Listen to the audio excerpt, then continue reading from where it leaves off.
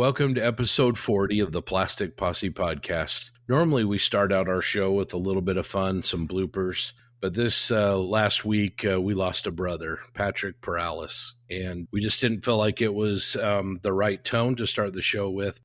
Patrick, we'll miss you. You're our brother, and hopefully we see you again someday.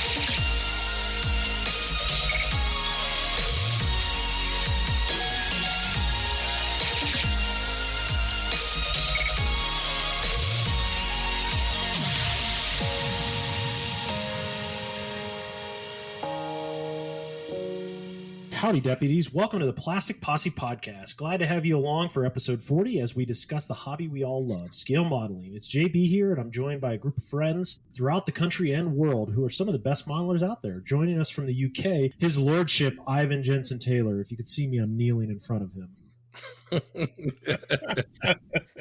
From just west of me in Utah is Scott and Doug. Welcome, gentlemen. And then lastly, but certainly not leastly, from our nation's capital, TJ Holler. Before we dive into the show, let's go around the room and hear the latest from your bench. So what has everybody been up to? Ivan. Right, so I've been working on my M3 Lee for what seems like 6 years now. Luckily now, I'd say there's about 3 days work left in it. I did all the stowage, that's all glued on, and it was just black for a long time. I tried to paint some of it. I'm really bad at painting stowage, so what I've done is with Tamiya 2-part epoxy putty, I've made a tarp. It actually looks really good. I think there's like folds and creases, but now I've realised I'm really bad at painting tarps. So now I'm then going to cover the tarp with some other stowage. I don't know how big this model's going to be at the end of it, but the tarp is now green.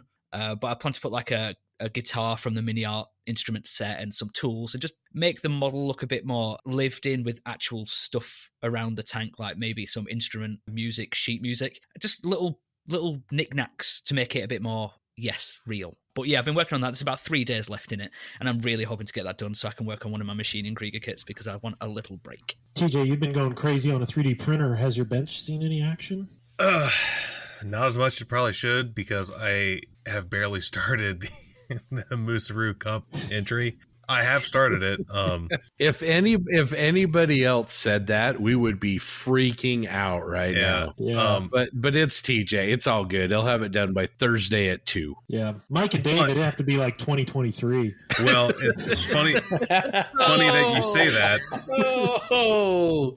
It's funny that you say that because according to their episode that dropped today, the day we were recording this, which is February the 25th, Mike has not even primed his yet. Woo. So he has built it, but he has done no paint work. So when I heard that, I was like, oh man, I don't feel that bad. But, and this is just I'll just be perfectly honest, I am not interested in this kit. Not because of the Moosearoo. I think that's great, but I have learned that I do not like Gundams. They just don't do anything for me.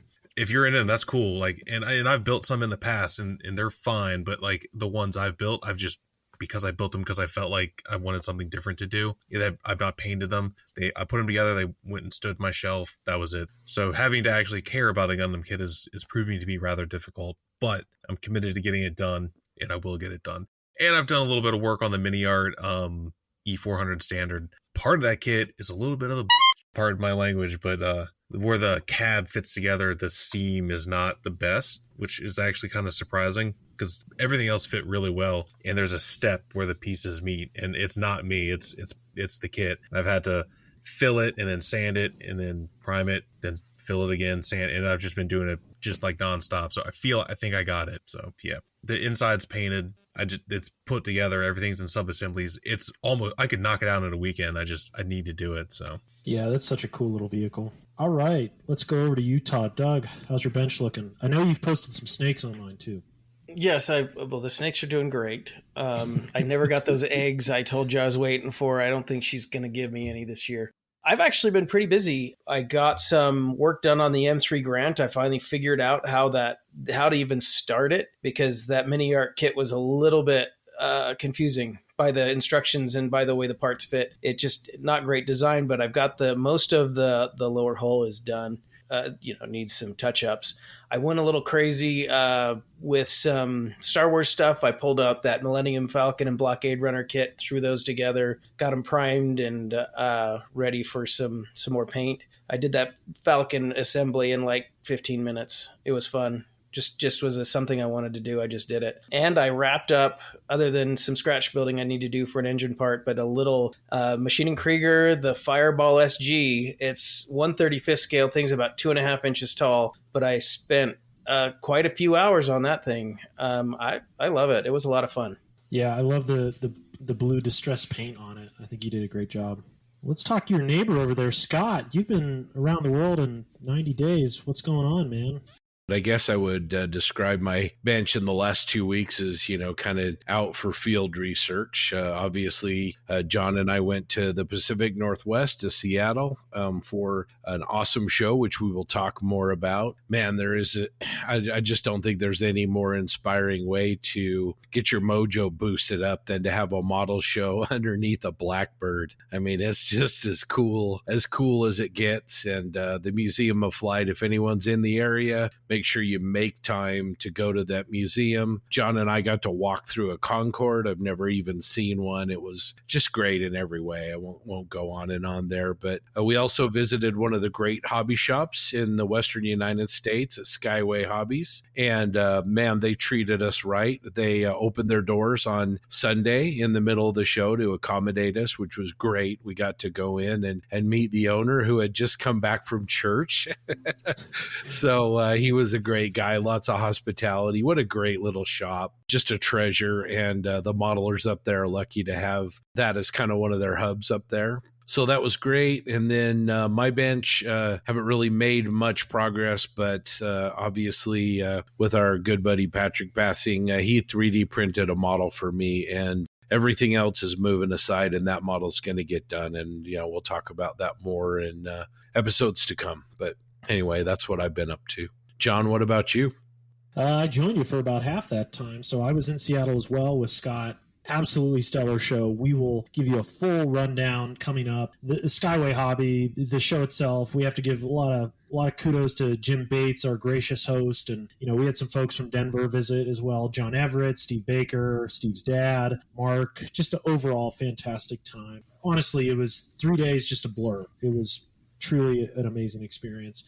From the bench, I'm working on the Ammonite. I am nearing completion. It will be done this weekend. So I'm hoping to crank that out. I got that World War I tank from Vargas I hope to get finished this weekend as well. It's super close. And then we'll turn our attention back to the Stug. And if I can get those 3 done before Commies Fest, I will be very happy. All right, so that was an update from our benches. Now, tonight, we're going to have really a light discussion and then turn it over to our show report from Seattle. We had the pleasure of attending the Northwest Scale Modeler Show, which we just talked about, and our gracious hosts and guests that we met at the Museum of Flight.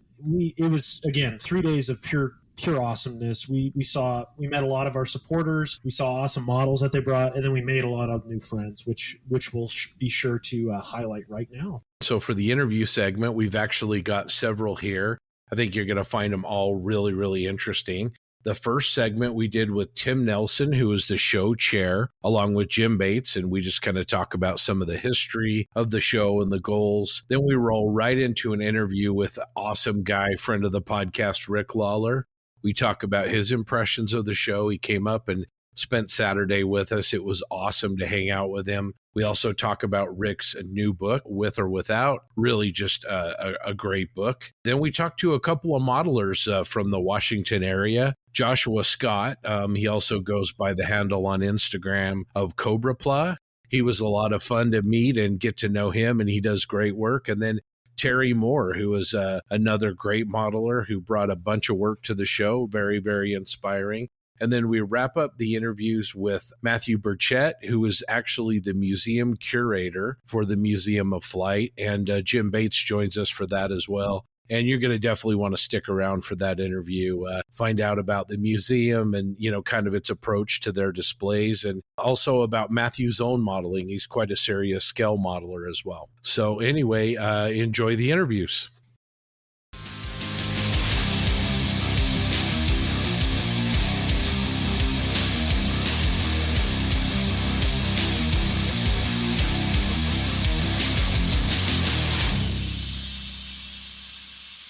Plastic Posse here, John Bonani, Scott Gentry here at the Museum of Flight in Seattle.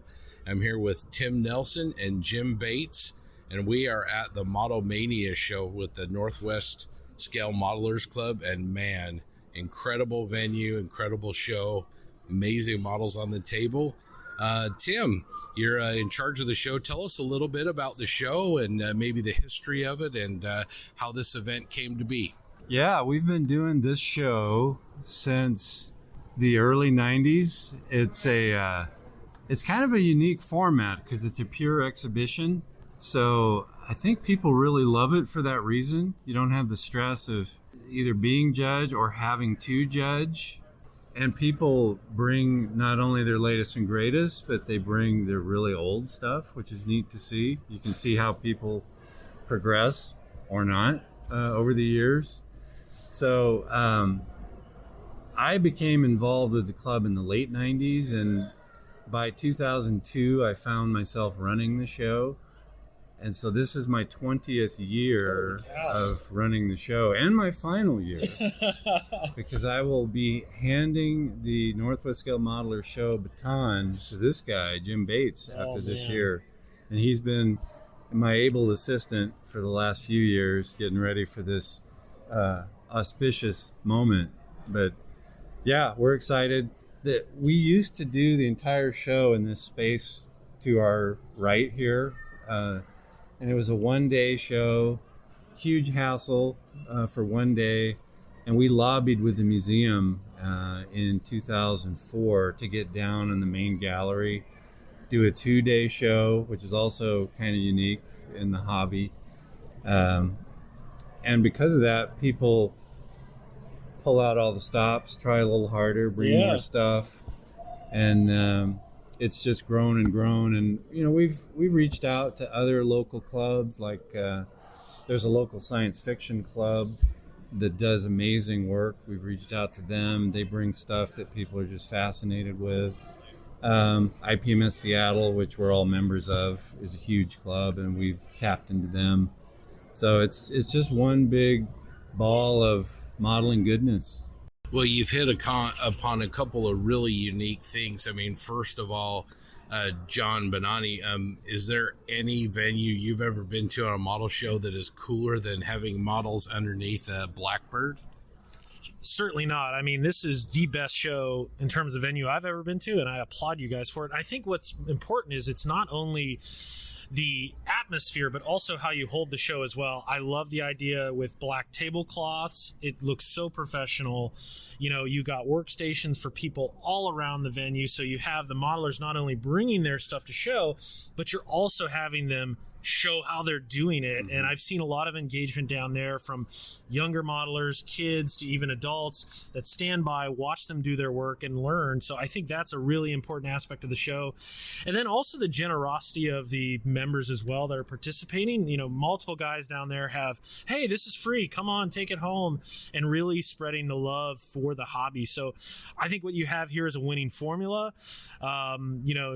Jim certainly has big shoes to fill, no pressure, but I'll be honest, this is one of the... Don't blow it, Jim. Come on, Jim. But I will say this is the coolest show I've ever been to for a modeling event, just because of that aspect, the display only. I think that is not something we do here in America, and I love what you said about, there's no pressure of being judged or judging. It's purely at the heart of the hobby and what we love to do and display that work. And the guy with the fire trucks down there, oh my gosh, the creativity and then you have other stuff like the YF-23 that's painted up in Japanese markings. I mean, and then you have Bill Huffman's furniture pieces. It is, again, it's something that you could never see at typical shows, to be honest. Right. And just at the sheer volume of what they produce. And like you said, you see the modelers' growth as well. You can see some of their earliest pieces all the way up to what they've been doing now. So, Jim, I'm going to pass the torch to you, and maybe you can talk about,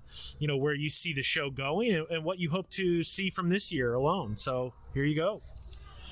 Well, the big thing that I want to see going forward, and we've been expanding this every year, is getting more and more non-aircraft models.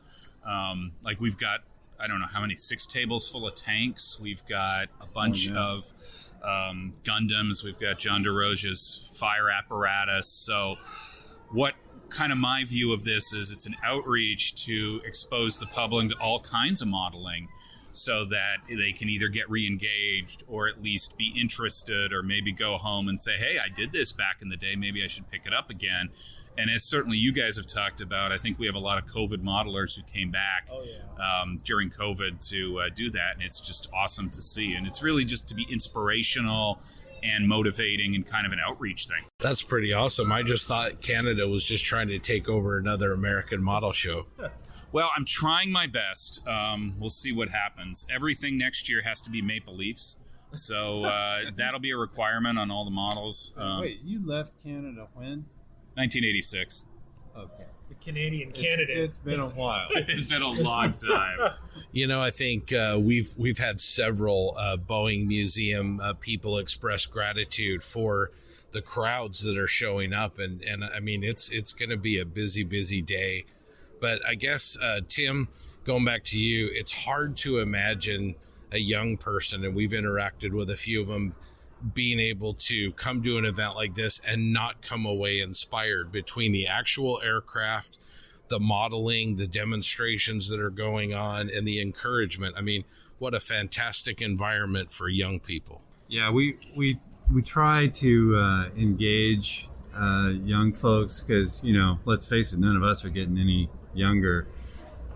We used to have for about 15 years a make and take put on by a couple of our local hobby shops, and unfortunately that kind of dried up about 3 or 4 years ago because of the kits that they were able or not able to obtain from the manufacturers. So we hope to bring that back at some point, because that's a huge thing. It's great for them to see all the models and see the modelers, but missing the hands-on part is a gap. So we'd like to fill that. Jim's going to take care of that for us. Actually, I just had a thought. I should hit up Atlantis and see if they're willing to help us out. They've got some great kits for make and take. That's an excellent point. And one of our local guys is one of the investors at Atlantis. Just one point about the museum partnership. I would so strongly advocate for, any model club. If you're near a museum that has anything to do with history, aviation, military, whatever, try to strike up a partnership, because this club has such a symbiotic relationship with the Museum of Flight. We have our meetings here in the oldest airplane factory in North America, the Red Barn over there. We get to do displays and cases that they allocate to us by the cafe several times a year. Obviously, we get to do this show. We help them with a few projects here and there, model repairs. So, yeah, I think that's a really good point. The folks up at Hamilton at Canadian Warplane Heritage have found that secret formula as well. And I guess it's not a secret, but you bring up a really good point. A lot of these places want to drive attention to the exhibits, want to bring new people in. And, one easy way is to, have that hands-on hobby and be able to replicate something that's literally right in front of them. And I think it's inspiring. I mean, I'm going to get it wrong, but it's an M21, right? Right. The Blackbird look-alike. The last surviving M21 with the drone. I mean, I'm an armor modeler, but I think one of the coolest things is putting my models in front of something like that. I mean, you have so much pride. It's inspiring, and it's just downright cool. And I think that's just a winning combo. Well, and the one benefit for the museum, and this is the same thing with the Canadian Warplane Heritage, they usually do these in off-season. Yeah. So maybe on a Saturday in February, not a huge amount of people are coming to the museum, and this helped drive some extra attendance. Perfect day for it. Cloudy sky. It's cloudy and rainy, and That's weird. Yeah, that's weird in Seattle. And I can't go without correcting Scott, because he does this all the time, and the person sitting next to me kicks me every time he does it. And that is, it is not the Boeing Museum of Flight. It is just the Boeing Museum of Flight. They aren't part of Boeing. So stop it, Scott, because Tim gets mad at me every time. The Museum of Flight. Yeah. Boeing is a sponsor, but they don't own it. All right, I stand corrected. Well, I've got two questions. Tim, first of all, for you, what advice would you give to other shows as far as putting on a show where competition's not the central element? And then after you're done with that, Jim, maybe if you could tell us how many models that approximately you think are here, and maybe kind of, all joking aside, maybe what you see for next year's show. Yeah, there is a segment of the hobby that I think is kind of demotivated if competition is not involved. And we have a huge IPMS contest here every April. And unfortunately, that's in limbo again this year because of the venue. But I think we have just played up the camaraderie aspect. Just chilling with your fellow modelers. You actually have time to go see everything. You can hit that person up and say, hey, how'd you do that? And actually have time to talk about it. And over the years, we've added seminars, and you guys are part of that this time, which we appreciate. So we just try to make it this big communal learning thing, and I think that's one of the reasons it's popular, that and the low stress. Yeah. Well, and I think the other thing is competition is well, I'm an anti-competition guy, so I think it does add stress and it does turn people off, and this is just engaging, getting everybody. It's all-inclusive. There's all levels of modelers. I call myself a pretty mediocre to below-average modeler, but Tim next to me is an amazing modeler, but we're all able to display and we're all able to show this, and even when I go to the IPMS Nationals or the show, it's not really about the competition for me. It's about the hang anyway. So this is just a big hangout, and that's why I love it. I don't know. We haven't done the count yet of how many models. I would say probably around 1,000. I'm guessing around 1,500. We'll do a count around midday. We typically get 1,800 to 2,000. We did a maximum effort blowout show 10 years ago where we had 3,000 models. Cow. We're never doing that again. But I was just going to say that as regarding the competition, I think a great show format to emulate is what they do over in Telford in the UK. Have you guys been there? I have not, but I know the SIGs and the displays they have. It's just this great high-five in time of all these SIGs displaying their stuff. You have private individuals with collections. Country representation even. Yeah, and that, clubs from the Czech Republic or Poland or whatever, but that's the bulk of the model show. Yeah. And by the way, they do have a contest, which is really cool, but it's up in a side gallery, and it's maybe 300 or 400 models, but the bulk of the model show is actually that exhibition. And I think it's a similar thing. People just love browsing that and seeing people's life work basically in modeling. I think that's great. Yeah, you get the strong points of the inspiration, the collaboration, but without the competition. So Jim and John, I think maybe this is a question for both of you. Maybe start with John, but John, do you see this as maybe other shows adopting a similar format and then maybe kind of de-stressing competition in favor of just showing? And if not, how can we make that happen? Geez, you're asking the IPMS politician the toughest question in the room, for crying out loud. But no, I agree. I think, it's a tough question.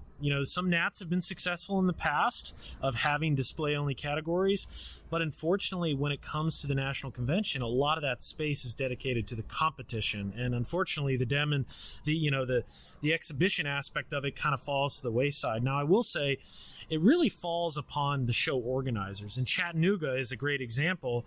Mike Moore and his team emphasized, hey, we don't want this to just be a convention; we want it to be an exhibition, and they made an effort to have a large portion of the contest room, and specifically the front of the contest room, as that area for display. And I think that's really critical, and something that IPMS can do as an organization is help those facilitators of the show to understand, like, hey, this is something we'd love to see as well, and to emphasize it up front, because a lot of times the display categories are in the back, or you never get to see them, or they're in a side room. Now, sometimes that's just you're just a victim of the location, but if you have the opportunity, I would love to emphasize, let's try display only and bring those different groups together. Like you said, whether it be countries, special interest groups for maybe you only build U.S. Air Force, your group's there, or Tiger Tanks or anything like that. There's a huge opportunity for it. It's just getting the right mindset and making sure the show is set up to succeed for that type of, that aspect of it. I'll pass it over to Jim. Well, and I don't think we're going to change the way IPMS things are done, but I'm going to repeat what Tim said: is approach your local museums. Yeah. And you guys had somebody on who just started a contest in a museum in Texas, I think it was, an armor thing. Well, let's look beyond the contest thing and just do a display, do an outreach, and approach your local museum. And if you need help, just call 1-800-JIM's Franchise Model Show, and I'll provide you. But no, seriously, I would just like to see, if anybody is ever interested, contact me. I am a big fan of display. I want to exhibit the hobby rather than compete, and I think we just need to change our view on that. And I'm not saying contests should go away. There's lots of contests. Let's have more displays. And even something as simple as a couple modelers doing it in their local library. Let's just outreach, because there's a lot of, as I sort of say, civilians out there who might not know it's there and might get excited by this. And we always have people coming through wanting to talk about it. And yeah, we're unique because we're in the land of Boeing and there's a lot of aviation here, but you can replicate this in the sci-fi world or in the armor world. And as far as future, I just want to keep the show running well. I want to expand the models. I want to be inclusive of all modeling. And I think we do a pretty good job of that. And I just want to keep on keeping on. I'd love to bring the make and take back. And I'd like to get 2,000 models again. And that's the other thing, just to talk about this. I don't think there's many shows outside the Nats that do 2,000 models in the United States. No. I think our IPMS show might have broke 1,000, and it's pretty big.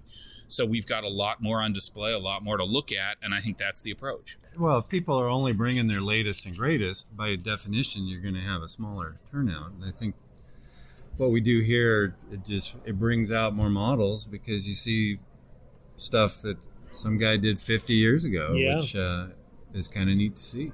Yeah, and I think one of the important things you have here too is it's free. You encourage modelers to show their work and share their love for the hobby. You bring a box in, you get free admission to the museum, and you can already see the effect it has on museum attendance. I mean, we walked in and there was a line out the door right 30 minutes before the museum opened.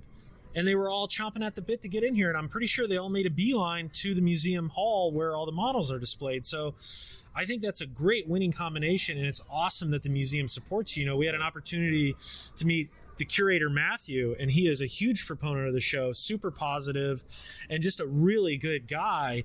And that type of mentality and positivity, really spreads like wildfire to everybody. And everyone here has a smile on their face. Everybody's having a good time. Kids are engaged. Parents are engaged. And like you said, maybe they walk away and build a model after this, and they bring it next year. Or come to a club meeting, or, who knows where it goes after that. Yeah. The early version of this show in the mid-'90s is how I found out about the local clubs. I was a lone wolf modeler, like a lot of guys are, and found out, hey, there's people like me out there. Yeah. And I mean, it goes to show too, not only the physical location, but the virtual presence as well. We've tried to do a good job promoting the show. We've met some members here that heard Jim on our podcast talk about, hey, there's this show. And they're like, whoa, I'm in the area. And then, sharing it on different Facebook groups that are modeling centric. And every photo I post of this place, they're like, I cannot believe there's a show here. And it's absolutely astounding. I should point out too that, one of the big supporters of our local hobby community is Emil Minerich up the hill. And so good. We went there yesterday. And he's, like the last of the old-time hobby shops around here. There are some hobby towns around, and those are great. Mm-hmm. But Emil's the last of the old-style guys with, the second-hand or third or fourth or however many hand collections, in addition to the latest thing. And he's been a great supporter of our club, all our clubs in the area over the years. So thanks to Emil. Yeah, I was going to mention Skyways, having a hub, location model shop like that really helps as well. I call it the Cheers bar of the local hobby community without the alcohol. And oddly, I call it the clubhouse. So yeah.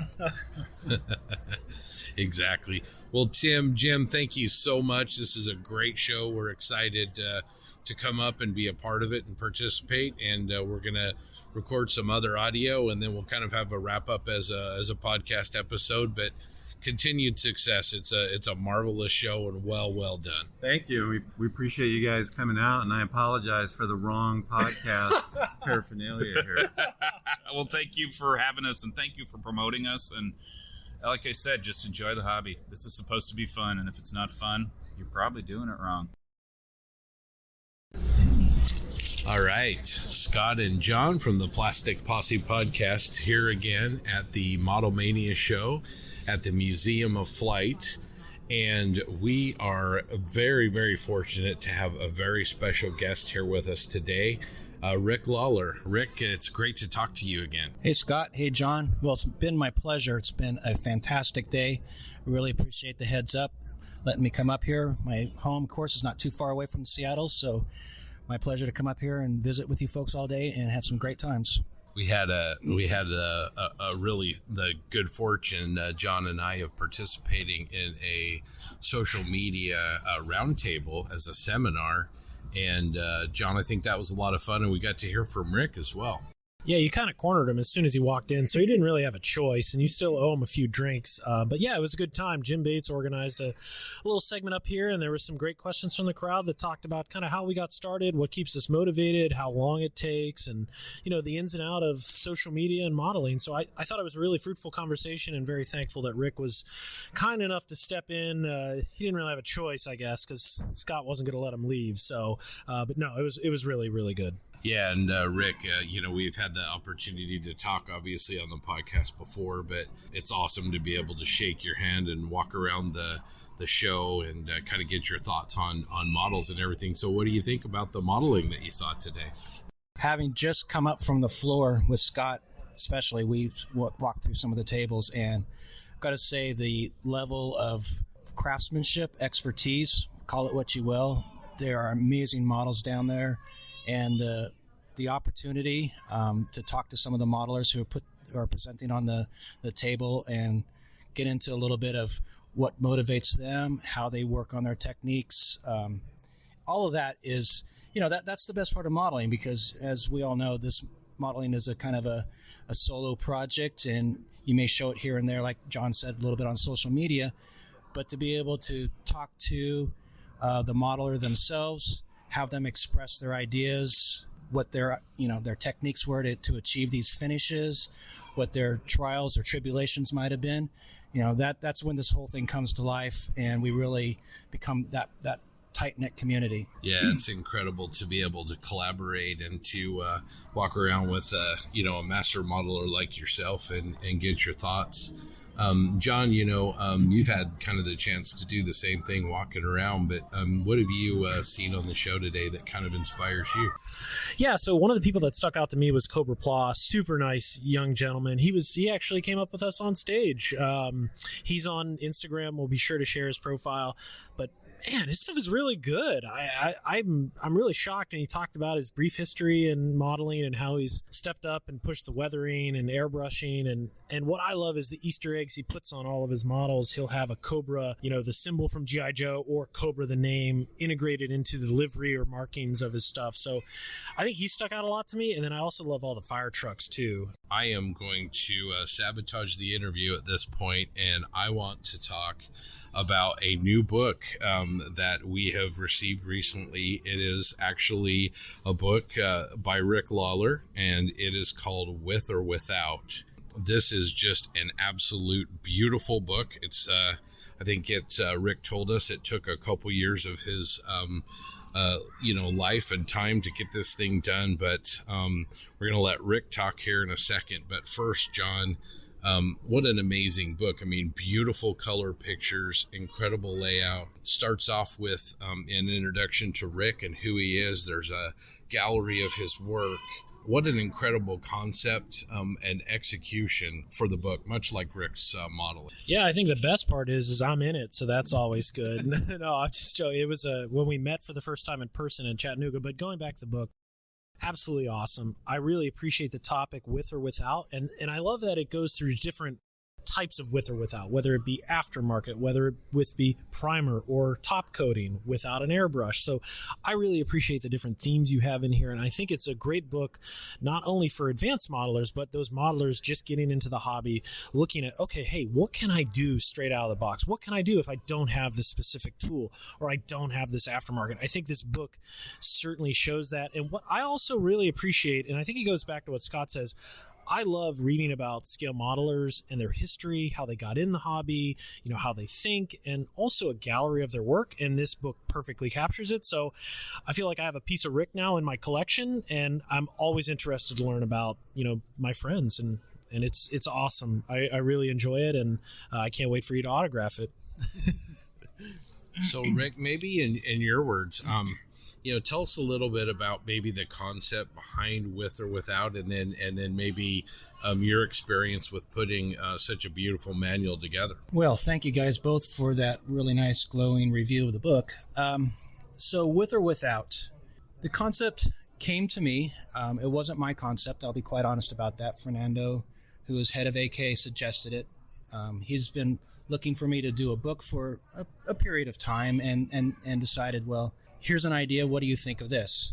And quite honestly, I wasn't quite sure exactly what he meant. And so I had to think about it for a while. So some of that time was really just pondering how to approach this subject of with or without. He gave me a few examples. And so once I got started on it, then it became, I took it as a challenge. There were certain things that I thought could be obvious. And I think the Hetzer, the first chapter, is probably the most obvious of that, which is a kit built out of the box and then a kit that's built with all sorts of aftermarket products and with a little bit of scratch building, and just to really bring it up to a more professional level. So that's kind of the obvious one. Then after that, I got a little bit stuck, to be quite frank. How to approach with or without in a creative manner that would maintain interest throughout, because you don't want to do the same project over and over again. And I also wanted to be able to demonstrate different products and techniques and skills and processes throughout. So I tried for each chapter to highlight a different avenue or different aspect of our hobby and really focus in on that and limit myself to those particular themes of whatever that might be. So for instance, with or without, there's a chapter on that has a couple of Stugs side by side that are finished without a paintbrush. So how do you paint those with a good finish? And so I have two examples there. One is done with hand painted with a brush, more of a typical way. But at the same time, let's try something brand new in the modeling market, which in this case were the AK weathering pencils. And I wanted to see if I could put together a soft edge, mimic an airbrushed type of a finish using those pencils. And so it would give a modeler who does not have an airbrush or doesn't have a lot of experience with an airbrush, two examples of a different way to finish a model without the airbrush. The Panther that's in there, once again, with or without, trying to be a little bit creative here. This case, I just wanted to show two paint schemes, or I wanted to highlight painting in total, but two paint schemes allowed me to do that, one without camouflage and one with camouflage. And that allowed me to take a Panther that was in the factory setting, so you've got your primer colors, a little bit of raw steel on the turret, and then I just kind of made up a story here. Well, this, and it's actually, the one that's in the factory is actually fairly heavily weathered, because late war, dirty, grimy, they're trying to get them out, there'd be a lot of factory dust and dirt on it. And then I take that same Panther in my story and move it forward a few months, so it's got this camouflage, and now it's sitting someplace probably on the Eastern Front. It has its factory camouflage on it, and it has some dirt and wear effects. So it's with or without paint, so to speak, with or without camouflage, so to speak, but it's just a creative way of addressing those subjects. And there's a model in there that is one of my favorite pieces of yours, and we touched on this just a little bit when you were with us before. But I'd like to talk about your Greyhound and sort of you made a commitment right from the offset of that project to really use the pencils, and you even got creative and started using the pencils in ways that I'd actually never heard of. But maybe you could talk about the finished work and your approach on that Greyhound.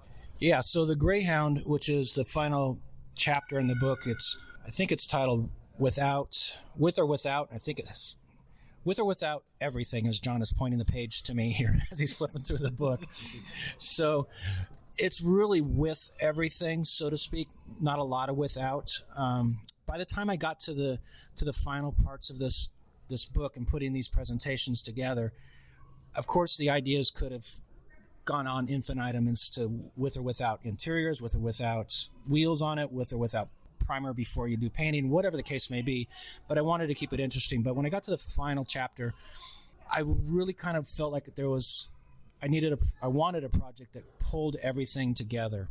We had already discussed pencils. We'd already discussed various painting techniques. We'd already discussed photo etch, some aftermarket products, and things like that. And so this was the project where I can use the constraints that had already been set aside at the beginning of the chapters, so the first chapters of the book, and then pull them all together in combination for the final chapter, and let's see where this gets us. So when it's with everything, well, yeah, it's with everything, but there's still some constraints there.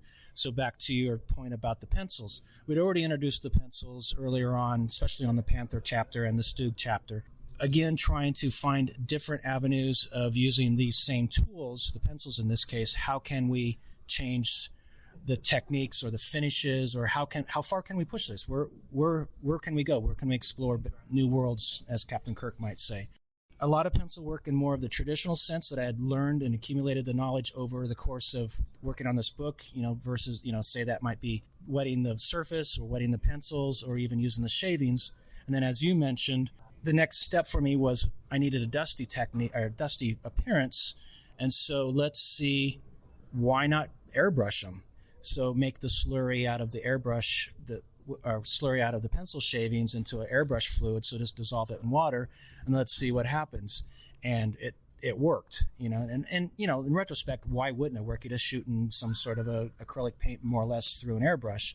But I'd never done it before. I've never seen anybody else do it before. So it was a little bit of exploration, a little bit of pushing the boundary of at least those tools to try to get a technique that I was looking, or a finish that I was looking for at that point in time. And I think it was fairly successful. And again, it gives you, or gives the modeler, another idea or maybe another avenue of, I don't have maybe weathering enamels or oil paints, but I want this dusty effect, but I do have these pencils. Here's another idea. Here's a way we can try to do that. Well done. I mean, it's just beautiful, and the effects that you got are really, really terrific. As we spoke earlier about some of the other chapters, the side-by-side approach, that concept of with or without, that comparative, measurement for the eye to take a look and say, I don't have an airbrush, but here's option A and here's option B. I think there's a lot of power, especially because it's accompanied by beautiful, large photographs and lots of notes and subtext on those photographs as well. So I think it's going to be really, really helpful for a lot of modelers to not only see your work, but maybe take the challenge themselves of trying a model without something that they're comfortable with and going outside that box. Yeah, I think that last point, Scott, is, in my mind, well, 2 points I want to make here, but that last point in particular is I hear from a lot of modelers who are afraid to mess things up. And they get to a point, maybe they've built their model and they're afraid to paint it because they're afraid to mess it up. Or maybe it's painted and they're afraid to weather it because they're afraid to mess it up. And I'm hoping that there's a little bit of courage in these pages to just go for it. Because, and I've said this for years and years, it's only plastic. And the end of the day, if it goes into the garbage bin because you just can't stand it, then it goes in the garbage bin, you're out 30, 40, 50, whatever dollars it might be, and you start again. But more importantly, you've learned something. You've either learned what to do or what not to do. And it might not have turned out correctly at that particular time, but I guarantee you that those lessons learned one way or another are going to suit you well as you move forward. So I hope there's a little bit of that kind of go for it-ness inside this book. It's not set up to be some sort of a master modeler's series of books. This is not, look at all these pictures of these master modeler pieces and aspire to it. This is, I'm hoping, a little bit more of a journeyman, blue-collar type of a, what would be the proper word, journey, or I don't know if that's the right word, but approach into, I love building models. This is me as a modeler. I love building models, and how am I going to try to get to that next level? And how am I going to do it? John mentioned, I think it was you, John, that mentioned the biography in the beginning here. And it starts with my roots in terms of building models. Well, I grew up in a very small town, a very rural setting, alone on the top of a hill someplace. And so I had to make do with a lot of whatever it was that was in the garage or around the yard or in the forest around me, or with what little allowance I might have if I traveled once a month to the hobby store. That is kind of the approach that I tried to take in this book here. It's like, you don't have to have everything at your fingertips. There's a lot of everything out there. Just need to repurpose it sometimes, or think about it in a new and different and a unique way. And often those are those moments that will make you and your signature stand out, because all of a sudden now you are doing something that is unique and different and will give your models that personality that I think we're all looking for as we work on our models.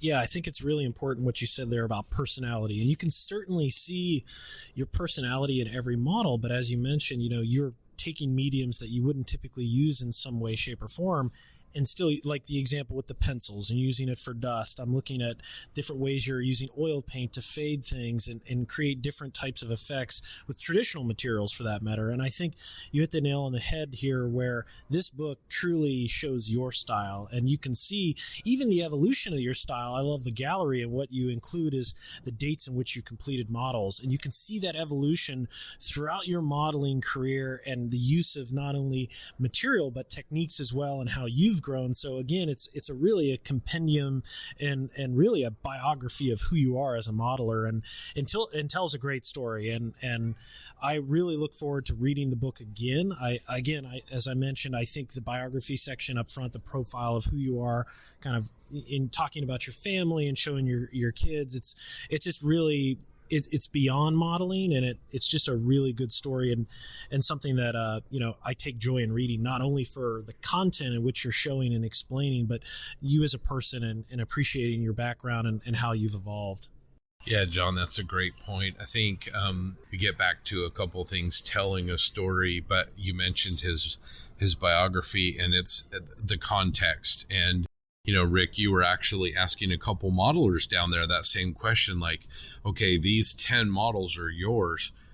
Help me understand, which was the oldest modeler here, and model here, and what's the newest model? And I thought that was an interesting question, and the responses you got were pretty insightful. Yeah, this model show that we're attending today it's unique in that regard, in that it's not a competition, it's a show. And so the models are on display, and so the modelers can present however many models they want to from their collections on their table, and they're all marked by the author. And so you really get to see a really nice broad perspective of their work. And, I think one of the modelers has maybe 100 different armored tanks down there, something like that. To go back to the Cobra fellow that John was referring to earlier, I had a very nice conversation with him, and that was exactly the question I asked him. He's I think about 27 years old. Yeah, and he had a collection down there of maybe 24 models, something like that, and they're all Gundams. And I'm not familiar with Gundams per se. I'm not one of those guys who's deep into that, but I certainly appreciate his modeling, because the modeling is top notch. But I asked him that same question: is which one of these is your early one? Which was the most recent one? And once he did that, we started walking through his process of his growth as a modeler. And that was super interesting. Here's the point after these first 3 or whatever it was. Here's where I got an airbrush. And so then you see the evolution of his airbrush on the next 4 or 5 models as he learned how to use his airbrush. Super neat, super important. Here's where I learned, to use weathering powders and pigments and things like that. To me, that is the most interesting part of modeling is, again, it's the personality part of things. And I appreciate what you say, John, where you can look back at my gallery and see my evolution of a modeler. And I like to see that in other people's works as well. And that's, we did that seminar earlier today on social media. That's one of the nice things about social media is that if people have posted over a period of time, you can look back through their catalog of works over the past number of years, however many years that they've decided they wanted to post their works. And you could see their evolution. And I appreciate that. I know that, John, you're a fan of Adam Wilder's, and you just talked to him about that T-34 a couple of weeks ago. Naked Desperation. Absolutely. That's a very early model in his collection, yet it still speaks to you. Oh, yeah. But the style on that model is so much different than the style on the models that he's working on now. So how do you go from that to where he's at now? Well, you start following that evolution, that's the change in personality, and that's when people modelers become unique in their presentations and develop their own skills and personas. And to me, that's the cool part about our hobby and what we do. Yeah, that's a great point. Well, speaking about evolution, I guess as you've wrapped this book up, and we'll talk a little bit about where modelers can find this, but what did you learn from this project? And the next time that you are going to approach something like this, what would you maybe do differently, or what would you like to do that you didn't try in this particular book? Oh, that's a hard question. Let me start with what I wish I would have done differently on this one is hit it a little bit harder from the beginning. I think I mentioned this earlier on, that I took quite a bit of time wrapping my head around this concept. And I think that if I would have spent a little bit more effort and concentration and enthusiasm in the beginning, the project wouldn't have taken so long. It wouldn't have taken nearly 2 years. Granted, a lot of those 2 years were just me procrastinating, but it was still on my brain for 2 years, and I didn't necessarily like that weight on my brain. What did I learn? I learned that, and this is I feel like I'm at the Academy Awards right now. I'd like to give thanks to my. We will start playing music. Yeah, I'd like to give support to thanks to my supporting cast and crew and the director and all that stuff.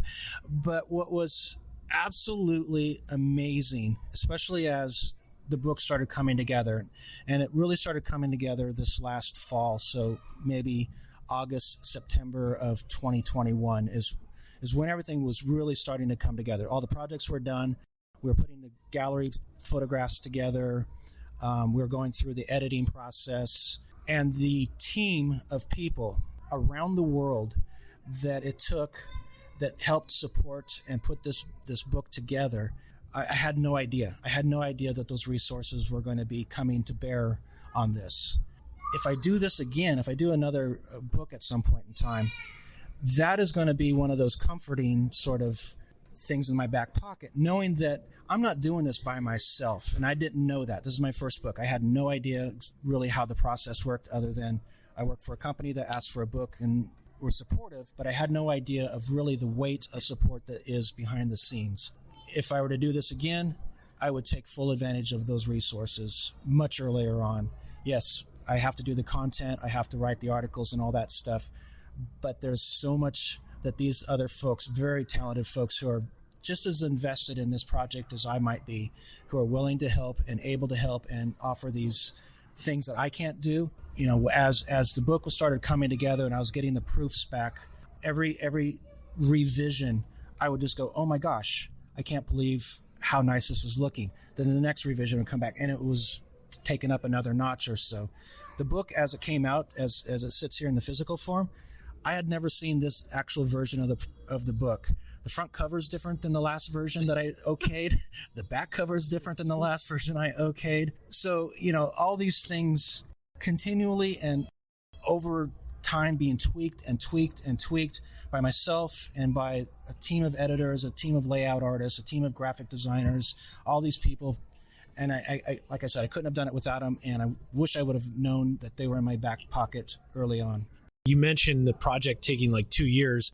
I mean, many of our small group of friends, we follow your work on Instagram, and it's funny because you post work on there and we see it, and then it doesn't go to print. And we're like, there's something going on behind the scenes. Like, we were watching you post teasers of the Panther, I remember. I'm like, what is going on here? And then there was with the M8 Greyhound as well. And then I think right when I remember the day it was announced by AK, there was a group of us, and I think it was Aaron, said, okay, who's in for this book? And literally like 6 or 7 of us got together and placed an order that day for the book because, we appreciate your style and we love to support you. And this is a fantastic book, but it goes back to like, we're all waiting, like, what's going on with Rick? There's some work going on behind the scenes. And when this dropped, we were all super stoked. We made a huge order from AK direct from Spain. We didn't even wait for it to get here in the States.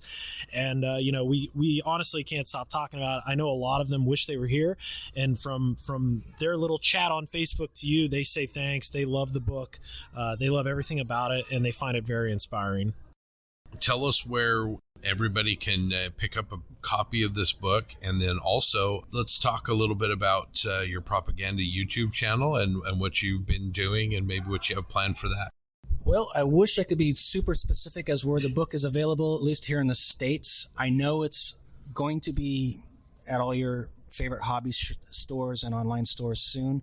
I talked to Spain about 2 weeks ago about this very subject because the book was released. Mm-hmm. I got sent some copies for review samples that is sent to you and some other folks. But beyond that, I really don't know right now. I do know you can order it directly from Spain. I think John can attest that the shipping is quick. Like 3 days. Yeah, 3 days, something it's like so that. Fast. There's also a digital version if you'd rather go that route. So for the time being, if you don't have it at your local hobby shop or favorite web store at this point, just go directly to Spain. Shipping's reasonable. And shipping's reasonable, and especially if you order other materials. Yep. If you make a nice order, oftentimes they offset shipping if you do like $100 or something like that. So group orders. Yeah, group orders, get your club together, whatever the case may be. So I encourage you to probably look there first. I think it's still going to be a few weeks out. I'm not sure when this podcast will actually air, but we're February 19th right now. So, I would say realistically, we're looking at end of March before really the U.S. stores probably and the websites will really probably have their stock handy. So if you can wait that long, great. If you don't, go to AK. The propaganda YouTube page. Well, I don't know. Where should I start?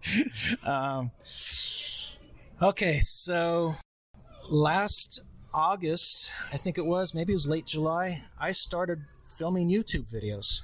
And I've always used the word propaganda. I've had that for years. My website is called Propaganda. I started a blog spot years and years ago called Propaganda for no other reason, just because I was tooting my own horn. It was just showing off my own work. Here it goes.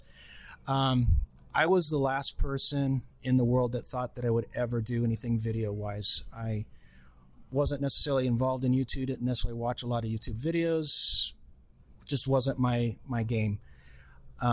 I was happy with print, do a lot of print work, continue to do print work, and that was fine with me. It was really, like I said, middle of summer, I was going through a spell where it's like, okay, need to do something different. Not different, just I need another creative outlet, let's put it that way. And I've got two kids, 2 boys, one's 27 and one's 34. And so they're more hip to the jive than I am. And we were together or separately, but within like the same week, I can't remember exactly how it went, but in this kind of the same conversation, each one of them said, well, you should just post your work on YouTube. You're already doing the work, just video it and make it go. And I'm going like, yeah, right. No way. And that's not for me. I don't even know how to do it. It's all, whatever. Well, nothing like having your kids kind of give you that little shove in the ribs just to go like, hey, Dad, maybe you should look over here and be hip for a change. So I started looking into it, and it's like, okay, Martin had his video at that point. Small Soldier had his video channels at that point. There's a bunch of others that have their video channels that we all follow. And I started looking into them. I'm like, yeah, there's some value here. I enjoy these, and I watch them from time to time. And as I struggle learning how to paint figures, I'm always going to the Cool Mini or Not pages or whatever these figure painting guys are, Sergio and these guys, and trying to figure out how to paint figures. I'm like, okay, I'm going to take a look at this. So I rigged up my camera, figured out how to shoot video on my DLSR, turned my tripod upside down on my desk, made this really ungangly thing I couldn't get around, and started shooting a video. I think the first video is still up on that.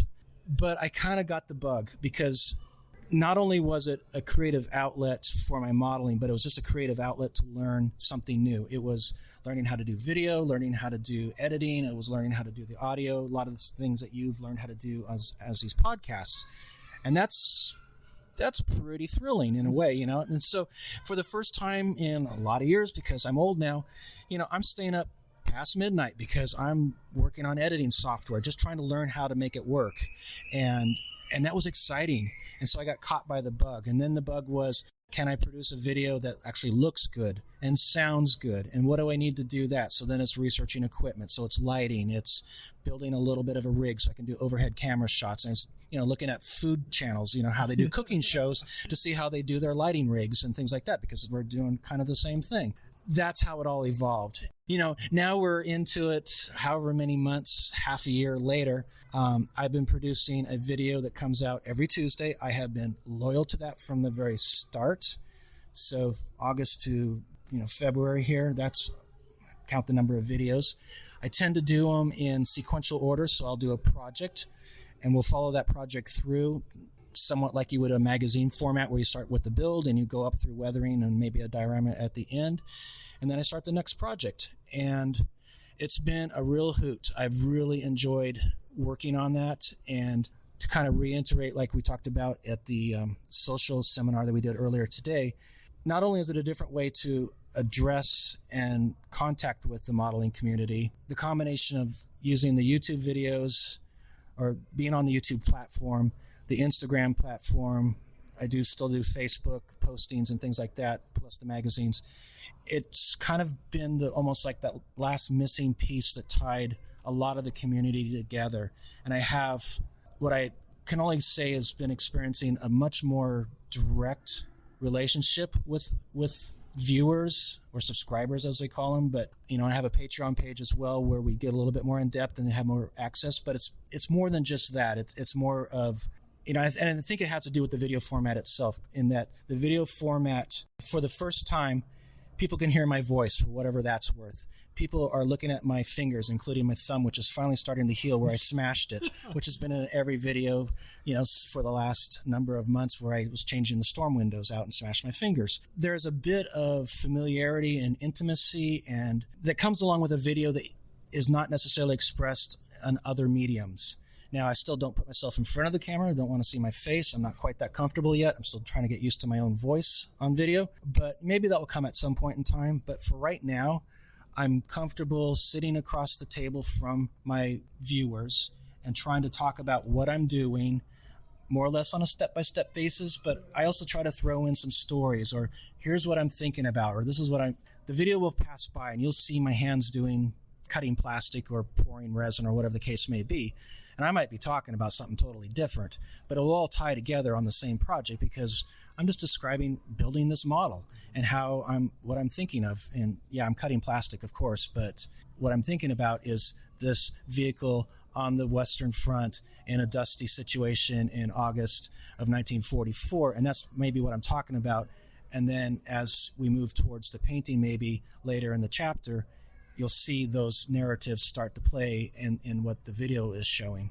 Yeah, I think it's really, really an effective format that you've developed, John. I think what I was telling Rick earlier, I really like about his videos is he's got a very even-keeled, pleasant voice, but when you're watching the video, it feels like you're at Rick's house at his bench, and you pull up to his bench and you say, Rick, show me how you did that. I mean, that's kind of how those videos feel to me, at least. Yeah, from my perspective, I put them in the class. They're very practical. You know, there's no, you know, fancy schmancy wording. It's very down to earth. It's very relatable.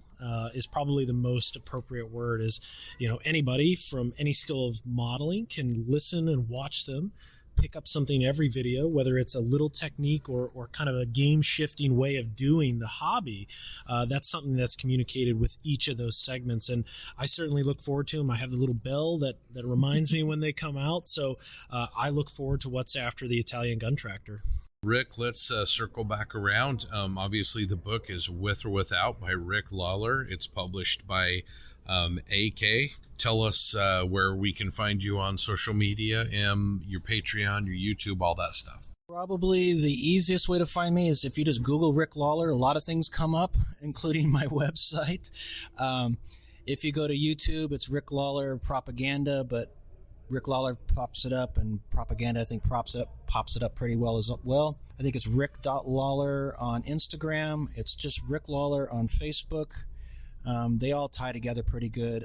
If you go to any of those sites, I have, again, this is my daughter-in-law showed me this one. It's called Linktree. So like on Instagram, you can go there and all the different sites show up on my profile page. So they're all listed there. So you can go behind the screen and just click on anything you want, and gets you to, actually, even the last Posse podcast I did is on that Linktree. It goes straight to that. Awesome. Well, thank you so much, Rick. Thanks for coming up to the show. It was great to have you here and get to shake your hand and meet you in person.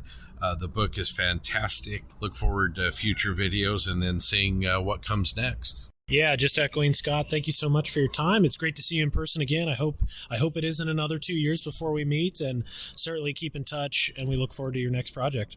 Yeah, absolutely, guys. Scott, first time we've met face to face. I've got to say it's been a wonderful day. I couldn't have, you mentioned, will you be in Seattle on the 19th? And like I said, I wasn't even aware that this was happening. And I think I got back with you the next day. I said, yeah, I'm going to be up there. So I'm more than happy that I did. It's a pleasure to meet you. You are everything that I hoped you would be, a super nice guy, and enthusiast, and a real champion of this hobby. And so really keep that up. I really appreciate that. And John, you and I have got a history. We've met a few times. Love you to death. You did a presentation today up in front with the monitor and such. And I was mentioning to, maybe it was Scott, I was at the time, I said, this guy should be in magazines. He does good work. So John, I always appreciate meeting you and seeing your work. And it's been a real pleasure. I appreciate it, guys. Thanks so much, Rick. Take care. Scott Gentry here with the Plastic Posse. Once again at the Model Mania show at the Museum of Flight in Seattle. And man, what a great event. I know you keep hearing that from us, but it was really, really terrific. Walking around the show, there's obviously a lot of really talented modelers and a lot of people that brought some amazing work today. And I have one of those modelers here with me. His name is Joshua Scott. He also goes by the handle on social media as Cobra Pla. And first of all, Josh, welcome. But you caught my eye right away. Anybody that does a beautifully finished Colonial Viper from Battlestar Galactica is always going to catch my eye. Hey, thank you very much. I'm happy to be here. Yeah, it's the Colonial Viper is one of my favorite pieces. I'm 27 years old, born and raised in Washington State. And I'm just a big sci-fi nut ever since, as long as I can remember. And, the older I get, the more I appreciate some of the stuff that's come before my time. And I'd like to be able to express that gratitude and just fandom for anything simple to an illustration or even just a model on the table. Well, you've definitely accomplished that. You do beautiful work. You have, like you said, predominantly science fiction, a lot of great Gunpla builds, as well as some Star Wars builds and stuff. But let's start with a little bit about you. So how did you kind of get involved with the group that has the show here at the museum? And how long have you been kind of, I guess doing what most people would call serious modeling? Yeah, that's actually a good question. Funny enough, this is my second show here at the event. My first one was, I believe it was 2019 before the pandemic. So I didn't have as much of a showing in the last one, but I was there for the whole weekend. I guess you could say I'm technically maybe a member now. I reached out to the group, I think just a few days beforehand, to just introduce myself, and here's a few pieces that I'm going to be bringing to the event, and hope to see everyone there. Awesome. Well, it seems like, when I was a kid, modelers would usually come to the hobby by building a Spitfire or a Tiger tank or something, usually from World War II. But it seems like now, younger, and I'm old, everybody knows that I'm an old guy, but it seems like a lot of younger modelers now are coming into the hobby the way that you are, with science fiction, whether it might be like wargaming mini painting or gunpla kits or whatever. And it's really awesome to see somebody kind of younger coming in and mingling with the older guys and really getting enthusiastic and passionate about the hobby like you are. Yeah, it's definitely a great sight to see. I definitely have a big respect for the time of, just model kits and modelers before me. I enjoy seeing all the work and effort. Comparing something to, say, Gunpla, for anyone who doesn't know, it's just an abbreviation to Gundam Model Kit. When you look at those, you can easily buy one from the store, even like at your local Target, for like $10-12 and put it together in like less than a day with a few stickers and less minimal work. Whereas you got these, planes and tanks that are a lot more time consuming. There's cements, there's puttying, there's airbrushing. So, it's kind of nice to see the hobby, evolve, but also still keep those, original old school traits going on. And even for myself, just looking back, even for me, I've only started doing the hobby for at least about 5 years or so. And I went into basics, from just snapping a Gundam kit together. And again, it was just out of the box, trying to clean up sprues and put a sticker on, to having now myself going into airbrushing, to fine detailing, to water slide decaling, and even just my work comparing to everyone else. It always still just blows my mind how much more I can learn. Most modelers that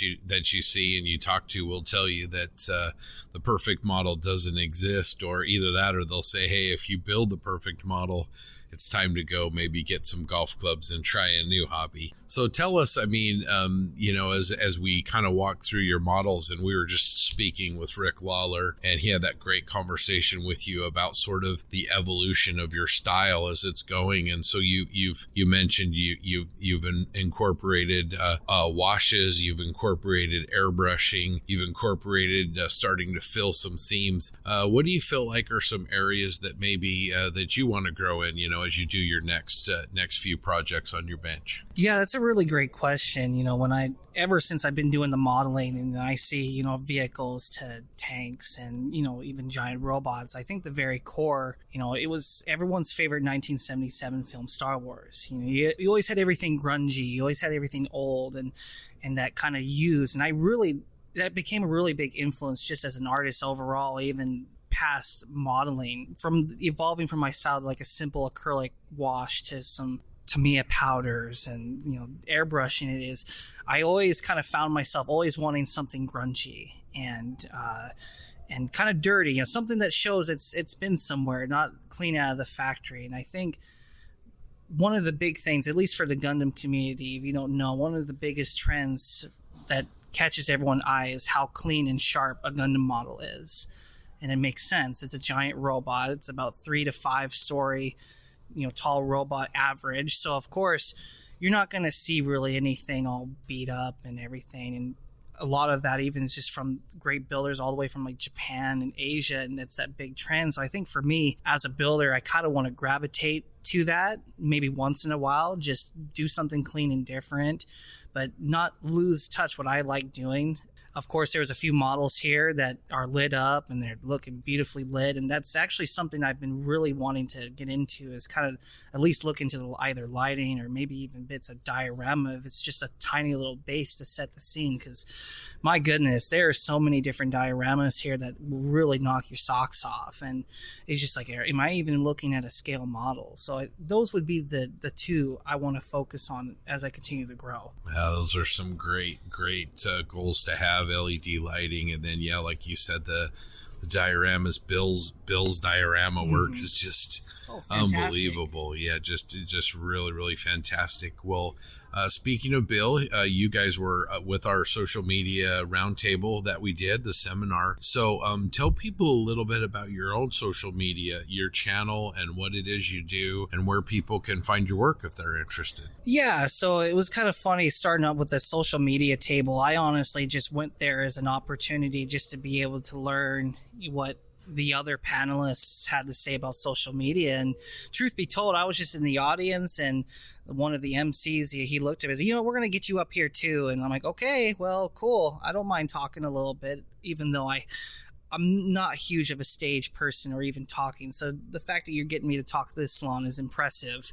But yeah, no. So as said before, my name's Joshua, and I'm mostly active on Instagram with the handle Cobra Pla. Now, anyone asks, like, okay, what's Cobra Pla? I'll just put in general, it's Cobra, Plamo, Cobra Plastic Model. If you look, I'm a bit of a G.I. Joe nut, just a tad bit. So kind of just staying unique, get people scratching their heads. So yeah, I'm on Instagram. I've had that account, I want to say maybe 4 or 3 years. Time has gone by so fast that it was just that gradual growth. As I was growing in the hobby, my viewership and just engagement with other builders kept growing too.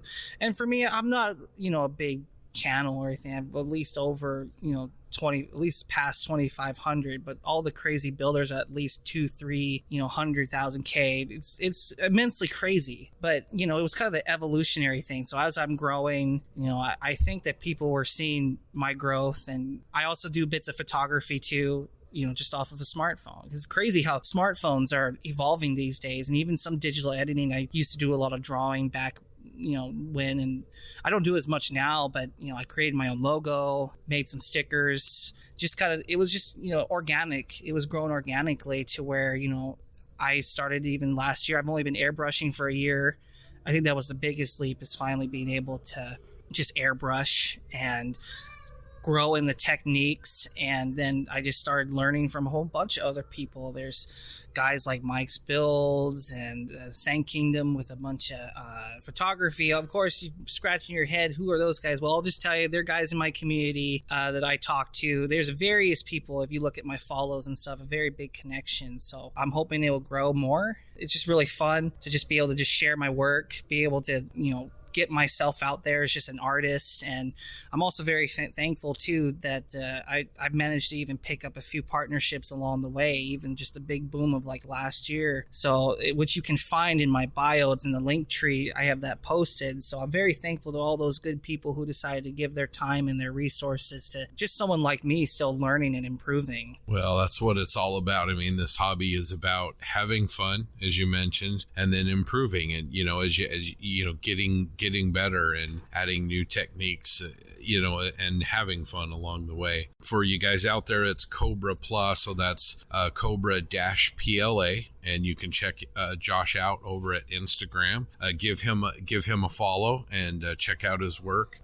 He's done recently a goof model, GOUF, for you non-Gunpla people. That's really, really terrific. His other work is Star Wars models, his Viper, as I mentioned. Really, really great. He's got a great future, and Josh, we look forward to seeing a lot more from you on your channel. Yeah, thank you for having me. Again, it's definitely very humbling to be able to have this talk that we're doing right now. I never would have expected to be able to sit down and do this, or be a part of a panel. It's definitely a nice, just, I want to say maybe just gratifying, because there's at least people out there that recognize some of the younger generation. Because I know there's kind of that little bit of stigma between the older generation of modelers, where some don't even consider, say, Gundam or maybe even things from Bandai as real model kits. But the fact that there's got to be something to continue to grow if the hobby is going to stay alive. So I appreciate the time being able to talk and share a little bit about myself. Thanks a lot, Josh. And man, it doesn't matter what you build. We're all doing the same stuff. And keep your passion for what you're doing. And like I said, we look forward to seeing more and more stuff on your channel. Thanks a lot. Thank you very much. All right, we are live from the show again. Right now, we're going to talk to one of the modelers that brought a lot of work. His name is Terry Moore. He's been here in Seattle for a very long time and going to the show for a very long time. So, Terry, just give us a brief introduction about yourself. Hi, my name's Terry Moore. I've been model building since, maybe 1957. I discovered that there was a model club here in Seattle called International Plastic Modeler Society, the Seattle branch. And they were meeting at the Museum of History and Industry. My first meeting was in 1968, and I joined the national organization shortly thereafter. Nice, that's awesome. So down on the table, it looks like you have a kind of a diverse collection of stuff. Can you tell us a little bit about, what you brought here today? Models in my collection, I didn't bring any of my B-17s, which is my favorite airplane. So I've got a whole squadron of them at home. But I brought things today that I usually take the path less well traveled. All my German aircraft are in British or American markings, which, captured at the end of the war. I like bright color schemes, different color schemes, colors and markings that you wouldn't normally see. So, for example, I have no Messerschmitts or Focke-Wulfs or anything like that. But you have a Triebflugel. I have a Triebflugel. That's, the Triebflugel is a really terrific example. That airplane that was never flown. They had plans for it. It was never flown. And yet to this day, there are at least 4 different manufacturers that are producing kits of it. The Luft 46 guys are having a field day with it. And the particular example I bought came with markings for 6 different fictional countries, or fictional markings. There were a couple Luftwaffe, Romanian, 1 Japanese, 1 Antarctic, German, and a few others. For my example, I chose to do an American airplane. The McDonnell Corporation got the plans after the war, and they were trying to compete with the Convair and Lockheed Pogos. The situation was the same, but it's going to be an April Fool's article for Internet Modeler. Nice. So this show is, Scott and I, we've been here just the last 2 days, and what we've seen is a place that is certainly popular, certainly positive, and certainly a place that a lot of local modelers have come. From your perspective, could you tell us what you love about this show and what keeps you coming back? I love this show because it's not a contest, it's just a display, and to see everyone bringing quantities of models to the show is just phenomenal. I've a few of the ones that I brought have brought in the past, but some of these models here won't see the light of day at a contest. The fact that it's a display is just truly phenomenal. So there's one model on the table that I saw when I first got here and said that would be the model I would pick to be my favorite of the day, and that's a model of the YC-14. Okay. It's just a beautiful model, and the Pat Murphy built the model and did a spectacular job on it. Yes. Next to the C-17. Next to the C-17. Yeah, I've never seen one built before. He truly did an awesome job on a kit that doesn't have the best reputation. Yeah. But the fun thing about this show, and we've been doing this for a lot of years, is to see the different models on display, and just, I like your work, or this model is spectacular, and ooh, I want to build that one. Yeah, for sure. Yep. Nice. Mm-hmm. So you mentioned you've been in the Seattle area for a while. Can you give us some context on the modeling community out here? You're a member of an IPMS club. Typically, how many members you have, and just giving some insight into the local community, because there might be someone listening from the Pacific Northwest, and they'd love to hear about what you have to offer in the Seattle area. Well, belong to this club, Northwest Scale Modelers, who's presenting this show today. I'm also a member of the International Plastic Modeler Society. So the IPMS Seattle chapter meets every second Saturday at the Bellevue Community Senior Center. Hopefully with COVID going away, we'll be able to meet there again shortly. The meeting here, Northwest Scale Modelers, meets on the first Thursday of the month after the museum closes at 7 o'clock. We have a meeting room that they are gracious to let us use. And, like the IPMS chapter is one of the largest in the country with 140 paid members. The majority are local, but others from long distances away have joined up. And, so our chapter has a monthly newsletter and displays like this every month. So we encourage modelers to come and bring something to work on. If you have a finished model, put it up on our display table, and you'll be allowed to talk about it in front of the group and things like that. We do the same thing here at Northwest Scale Modelers as well. Awesome. So going back to yourself, really appreciate the perspective, by the way, of the local area. What do we see on your bench right now? You have a lot of unique aircraft down there, a lot of test-oriented aircraft, lots of bright schemes, lots of natural metal. Do we see that on your workbench right now? And if so, what's that kit you're working on? Okay, currently on my workbench, I have an Airfix kit of the Blenheim 1. It's a modern Airfix kit. The new Airfix kits are spectacular. It's overall black. It's very plain and ordinary, but I like the black color scheme because it's the particular black that the RAF used back in the day it's kind of hard to duplicate in 48 scale. The only other aircraft on my bench is I'm converting a Lockheed Vega kit into an airplane that Wiley Post and Will Rogers were killed in up in Alaska. It's, the basic Vega shape is there on all the airplanes. They move the wings around and change the cockpit and stuff like that, but that's the only other airplane on my bench. So I've got to scratch build the wings. I have floats for it, and I have to scratch build the cockpit section because it's totally different than the Vega. So yeah, you bring up a good point there. So a lot of your stuff is unique. A lot of stuff is scratch built. When you're looking at these projects and going into the scratch building aspect, are you using online resources? Do you have books? What is your main, source of reference? And then what tools and types of materials are you using as you build these, scale subjects?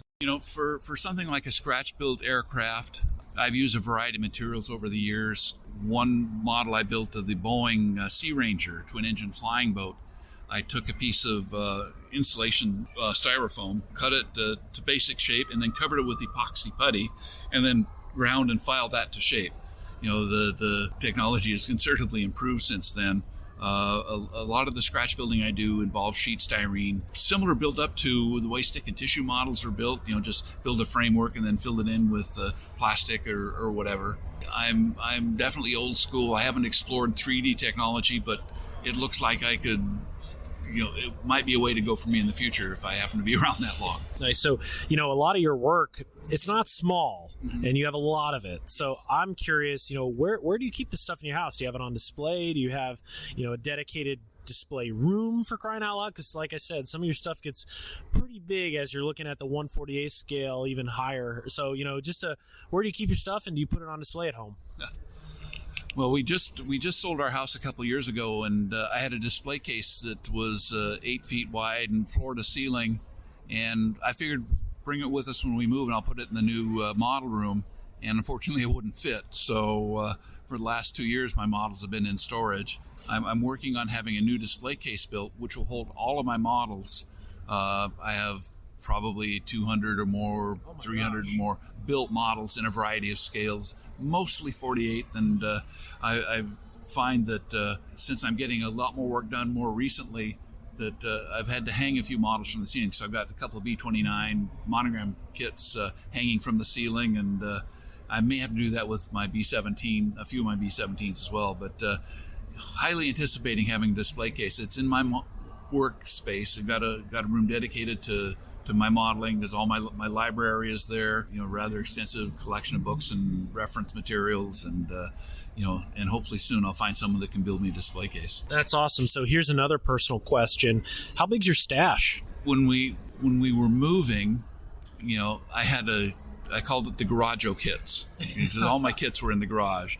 There's not room in the garage because we haven't got room for unpacking. I've managed to get all my stash into closets in my model room. I got 2 side-by-side closets, and they hold, I haven't counted the number of kits I've got. A couple hundred, maybe 300, maybe. I don't know. I'm afraid to count them. Nice. Well, thank you so much for talking with us today. Where can people find your work? Do you have a Facebook profile that you share? Do you share it all on social media? I have a Facebook page, Terry Moore. Just go to that page, and I occasionally post pictures of my latest projects. So my Defiant was on there now that I just finished, and I'll post pictures after I finish models. Awesome. Well, Terry, thank you so much for joining us. This show has been great. We love your work, and we'll be sure to post pictures online of your work, so when this interview drops, the listeners can see your awesome work, especially the tree flugel. That's my favorite. So thank you so much for your time. Sweet. Very welcome. All right. Scott here at the Museum of Flight, Model Mania show, and Things are just starting to wrap up on Sunday. Man, what an incredible experience it's been.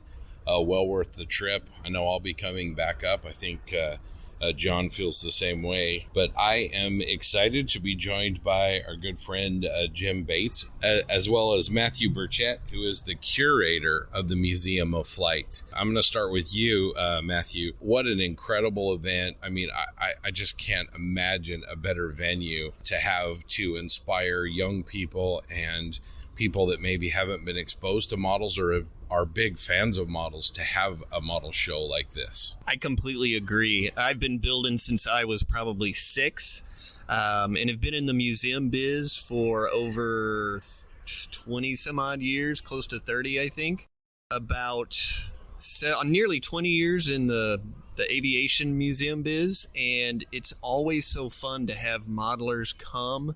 You know, I like to open up planes and, you know, because we're all geeks. We all want to know how things work. We all want to try to detail as much as we can. And so I'm really modeler friendly as a curator. But it's even better when you get, you know, civilians, as it were, here, because they may not have even realized, yeah, my dad built models. You know, that's kind of what he did. But then they're able to see the quality that you can achieve, you know, with some techniques and some real heavy, you know, just getting in there and doing it. So it's a lot of fun, and kids just absolutely love it. Absolutely love it. And then you see so many of them walking out of the gift shop with models in their hands that dad's, you know, bought them, and you know exactly what's going to happen when they get home. Yeah, exactly. And it makes total sense that you yourself are a modeler, and you can tell that your passion for aviation, whether it's in 1-to-1 scale or whatever other scale, is something that's really, really important to you. That's true. I get asked this all the time. Are you a pilot? I'm not a pilot. I have no desire to be a pilot. I don't need another expensive hobby. But I love building models. I love that attention to detail, even if you're not going to see it. At least I know it's there. And for me, part of the fun, actually most of the fun, is adding detail, you know, and trying to replicate in 1/48 scale, you know, the dial on an A4 oxygen walk-around bottle. Why? I don't know, but it's just fun. That's what trips my trigger. And so to be able to be in a place like this, where I'm surrounded by the 1-to-1 scale stuff, and I can start to really look at the details, and then my mind starts whirling. I remember at one point my wife asked me, we were watching TV and a commercial came on. This was before TiVo. Commercial came on, and I reached over and I grabbed a reference book and I just started flipping through it. And she was like, is there ever a time when you're not building a model, reading about a model, or thinking about a model? And I was like, no. I am no longer married to that particular woman. But it's kind of true. The way I put myself to sleep at night is I will work through problems that I know I'm going to encounter with a model. How am I going to build this X?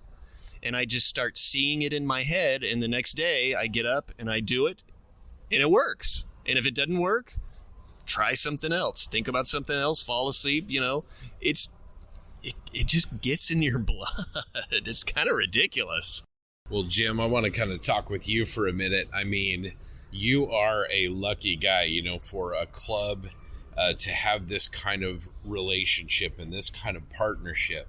And I see it both ways. I mean, I see it in the line of people on a Sunday morning waiting to get into this place, really helping the museum and exposing the museum to clients. And then conversely, the fact that you guys get to have your show in such an amazing location. I mean, talk a little bit about that relationship that hopefully you don't take for granted. Oh, it's totally awesome. And I haven't been here all that long. I've been here longer than Matthew has, but the previous curator, Dan Hagedorn, was always a big supporter of us. The difference now is Dan was more I want to say the academic kind of curator, and I would say Matt is more the public kind of curator. So it's fun that we had a curator's choice that wasn't an airplane for a change, you know. And what I'm trying to do with the show when I take it over next year is I want to expand to all genres of modeling. Even though this is the Museum of Flight, people still love to look at other stuff. But I can't even imagine how cool it is that we usually get to meet in the Red Barn. We, have this show every year, and I kind of do take it for granted. It's just what we do, and not everybody's got that. It's awesome also to be able to be in a position where I can just email the curator and get my answers, whatever I need, which I've used sometimes because my daughter wants to know what songs were played in whatever room of the museum we were in, and I bug Matt, and he actually takes the time to answer me, which, and then, of course, that leads to her needing to ask 80 more questions about what song was in the cafe. Like, dude, no, it's not going to happen. But it's really nice to have this here, and I think the Museum of Flight also does a good job of being, Matt said, civilians, people who are not aviation fans. And I think one of the things that aviation museums have a problem with is getting the average people, and I think you guys do a really good job of getting everybody through the door, and even doing private events so the business community gets to be here, and it's just a gem to have this place here. And we can argue if it's the largest or second largest private museum. I'll let Matt get into that, but it's just so awesome to have such a gem here in town. Plus, it's just cool. I'm sitting under a Boeing, and there's an F4 over there and a Sabre, and, how much better does it get than that? Well, exactly, and it really feels like a part of a community, whether we're talking about the modeling community or the community of Seattle or the aviation community, but a chance for all these communities to sort of intermingle. Matt, if we could talk a little bit more, give you a chance here to brag on the museum a little bit. I mean, tell people maybe how they can support the Museum of Flight, and maybe a little bit about, what's the breadth of your collection, what's your goal, maybe. We are the largest nonprofit, privately owned air and space museum in the world. We have over 150 aircraft spread over 4 different locations. 5 if you count our B-52, 6 if you count our Connie out front. We range from, some of the very earliest aircraft that Boeing built. We are not, and I would like to repeat this, not the Boeing Museum of Flight, we get this all the time, which makes perfect sense. We're on Boeing Field. We're right next door to Boeing, but we are a private institution. We're run by a board, but we have a lot of Boeing aircraft. We have other aircraft as well, and it's an amazing in-depth collection. One of my absolute favorites is what we call the PCW, and that's the Personal Courage Wing. My personal favorite just because I like military aircraft, and I'm very much a World War II nut. But the PCW encompasses World War I and World War II. And the collection of World War I aircraft that we have is amazing. Now, most of them are reproductions, but 2 are not. We have an Aviatik that's absolutely World War I, and we have a false D-12, which fought in World War I, was brought back to the United States, mislabeled as a Fokker D7, and sat in a crate until about the 1920s. And somebody at Dayton opened it up and went, oh, this isn't a D7. Ended up being bought by Frank Tallman, who was kind of the head pilot in Hollywood. He had his own little tiny Air Force, and it flew in many different movies during the 1920s and 30s. Ended up with Doug Champ, and right now we are repairing and replacing the lozenge fabric on it. I took about a month and a half, 2 months to track down not original but reproduction lozenge fabric that was printed on Belgian linen and then roller printed, screen printed with rollers just like they did. And I've been able to compare the stuff that we got with a couple of swatches of original lozenge fabric that we have, and the colors are spot on. It's amazing. And so what's really exciting to me, going back to that whole model geeky, super detail-y kind of stuff, is that what's on the aircraft now is just painted cotton. That is not at all what it was in World War I. So with this linen fabric, you're going to be able to see the light coming through and see all the ribbing in those wings, which is exactly what it would have been like in World War I. And that is exciting. I mean, how cool is that? I love that kind of stuff. And now everybody else is going to be able to see it. And we can use that as a teaching moment, because people are going to go, what are all those lines in there? Or why do they have these strips on the top of the wing? What's that for? Well, it's to cover the stitching. You can go into all these different, really, to me, exciting conversations about how this was built. And where else are you going to learn that but a museum? Yeah, it's awesome to hear your passion for that. I mean, as another modeler, hearing the passion that we bring into our own projects, but on a much larger scale, and then plus the museum being able to share with people, whether it's, a school bus full of kids or adults, or, even you see veterans walking around, and maybe some of them might have even flown in some of these aircraft. So that's really, really terrific. What are some of the goals that you have for the museum moving forward? Do you see acquiring additional pieces? Obviously, it sounds like the restoration is ongoing of the pieces that you have in the collection. Anything you'd like to share about your plans for the future? If you've ever been to the museum before, we're kind of packed. We really packed the planes in. So we're actually running out of space, which is both a good thing and a bad thing. You want to have a lot for people to look at, but at the same time, that does kind of hamstring you sometimes if somebody comes to the front door with a really nice offer. We get offers probably about every 3 months, every 2 months. A lot of them are just not a good fit for us. We have what's called a scope of collection, which guides myself and the other collecting people, as well as the rest of the staff, as to what we collect and why we collect it. And so that makes it very easy, sadly, to say no. There are a lot of times when people are like, I want to give you my dad's, all his naval uniforms. Oh, great. Was he a pilot? No. Was he on an aircraft carrier? No. What did he do in the Navy? He was on a coal tender. We're not the best fit for you, because not only when we take something, we are caring for that object or those objects in perpetuity, so it's a big deal to us to take something from a family member, especially when they are like, this was my grandfather's, this was my dad's, he wore this in World War II in Vietnam. And it's amazing what we have in the collection. There are some things down there that I am just blown away. Just recently we had a gentleman come in and say, hey, I've got a matchbook case. And we're not talking actually matchbox case. And what it was is when Quentin Roosevelt, which was Roosevelt's son, he was shot down in World War I. He's the only son of a president who's ever been killed in battle. He was shot down in World War I, and everybody knew where he had landed. And so once the Allies had taken that area, there was a huge trade in souvenirs. People would go in there and they would cut pieces of fabric out of his plane. Well, this gentleman's father went in, cut a piece of the cowling, and then fashioned this little book or this little box where he could put his matchbook or his matchbox into it. And he's engraved on it, Roosevelt plane, yada, yada, 1918, and he wanted to give it to us. And it is, it's those kind of things where you can tie it directly back to a pretty significant piece of history. But back to aircraft, because that's what people really want to know about. We do have plans to expand. We're getting to the point, though, where it's going to have to be one in, one out, which means that things are going to have to go into storage or they're going to be loaned to other museums. Recently, we had a Fiat G91 that had come into our collection many years ago, and it's been sitting outside for years.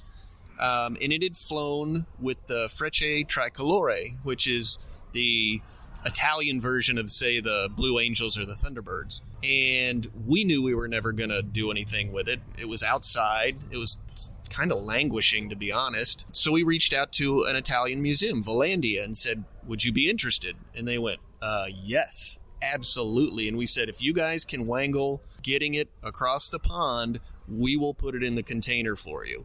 And they went, done deal. And so we took about 3 or 4 months getting that thing into the container, and then off it went, and it just arrived in Italy after about a month and a half, trying to get something shipped during a global shipping crisis. I don't recommend, especially plane-sized. But it made it, and This is what made it so awesome. Not only did it go to a new home where it was going to be restored and put on display, but one of the former pilots that had flown that plane had 3,000 hours, and that plane was there to meet it. And that's what makes it all worth it. Yes, we got rid of one of our collection, but it went to a brand new home, and it opens up space for us to get something new.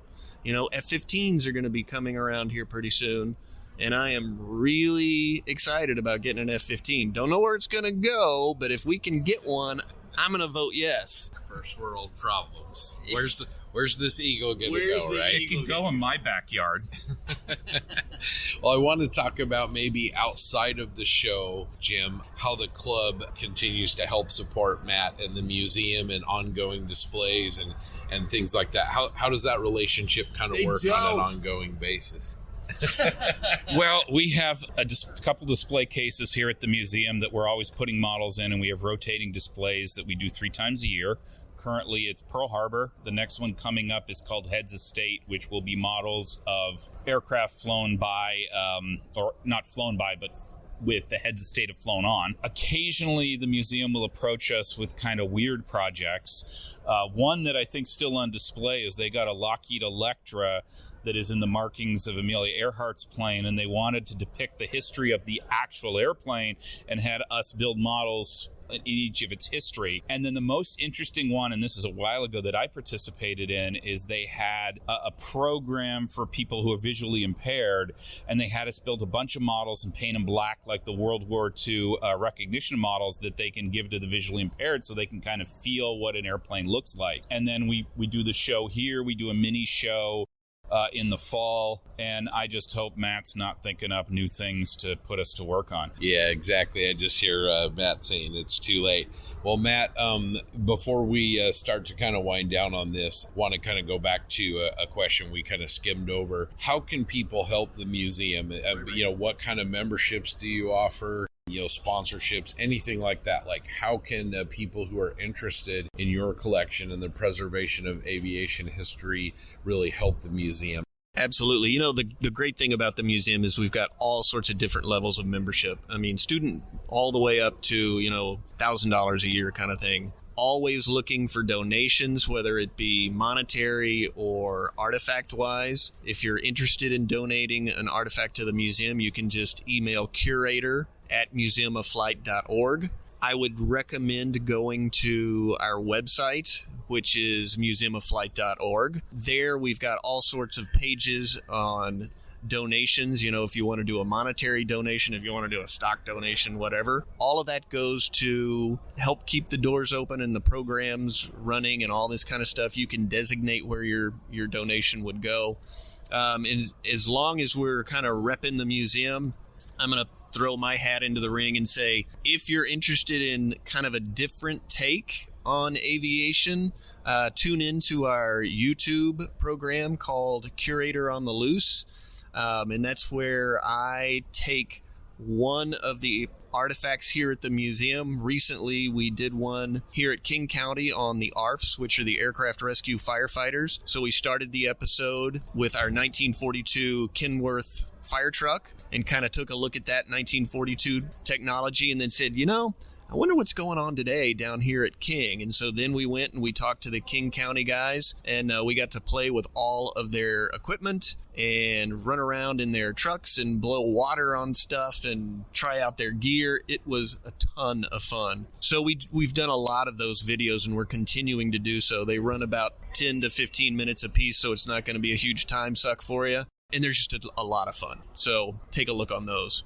People come down and give their time? Of volunteers. We've got an amazing volunteer program. Again, go to our website and just look up volunteers. You can also become a docent. We've got a difference between the volunteers and the docents. The docents are the people that hang out here on the floor with their blue jackets on, and they know everything there is to know about our collection. It's impressive.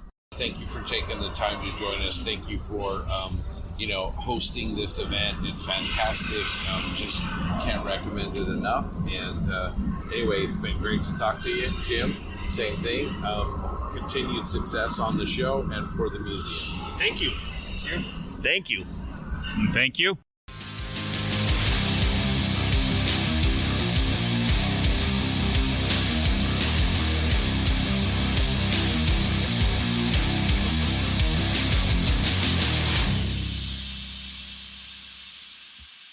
Thanks so much, Scott, for leading us into that awesome segment. As you see, these people are passionate, dedicated, and overall just great individuals. Their love for the hobby is easily shown during these interviews, and it was so nice to meet them, catch up with old friends, and certainly meet new ones. So we hope to have some of them on again at some point in the podcast, especially Cobra Paw. Joshua was such a nice guy, kid even, and his work was fantastic, and it was really great to get to know him. And we'll post his Instagram handle on our Facebook page because he's somebody that you should follow because of his great work, and he shares awesome work from the community as well. So I've certainly been able to get more, follow more people through his profile. With that show closed, there's a show coming up this weekend when we're recording on the 26th. It'll already been passed when we drop this episode, but TJ, talk us a little bit about that show. Yeah, so you're talking about the Old Dominion Open, which is down in Richmond at the Raceway RIR. I don't think that's what it's called anymore. But yeah, it's tomorrow, so by the time everyone hears this, it had been passed. So hopefully I get to meet some of you guys, some of the listeners that come down. It's going to be really fun.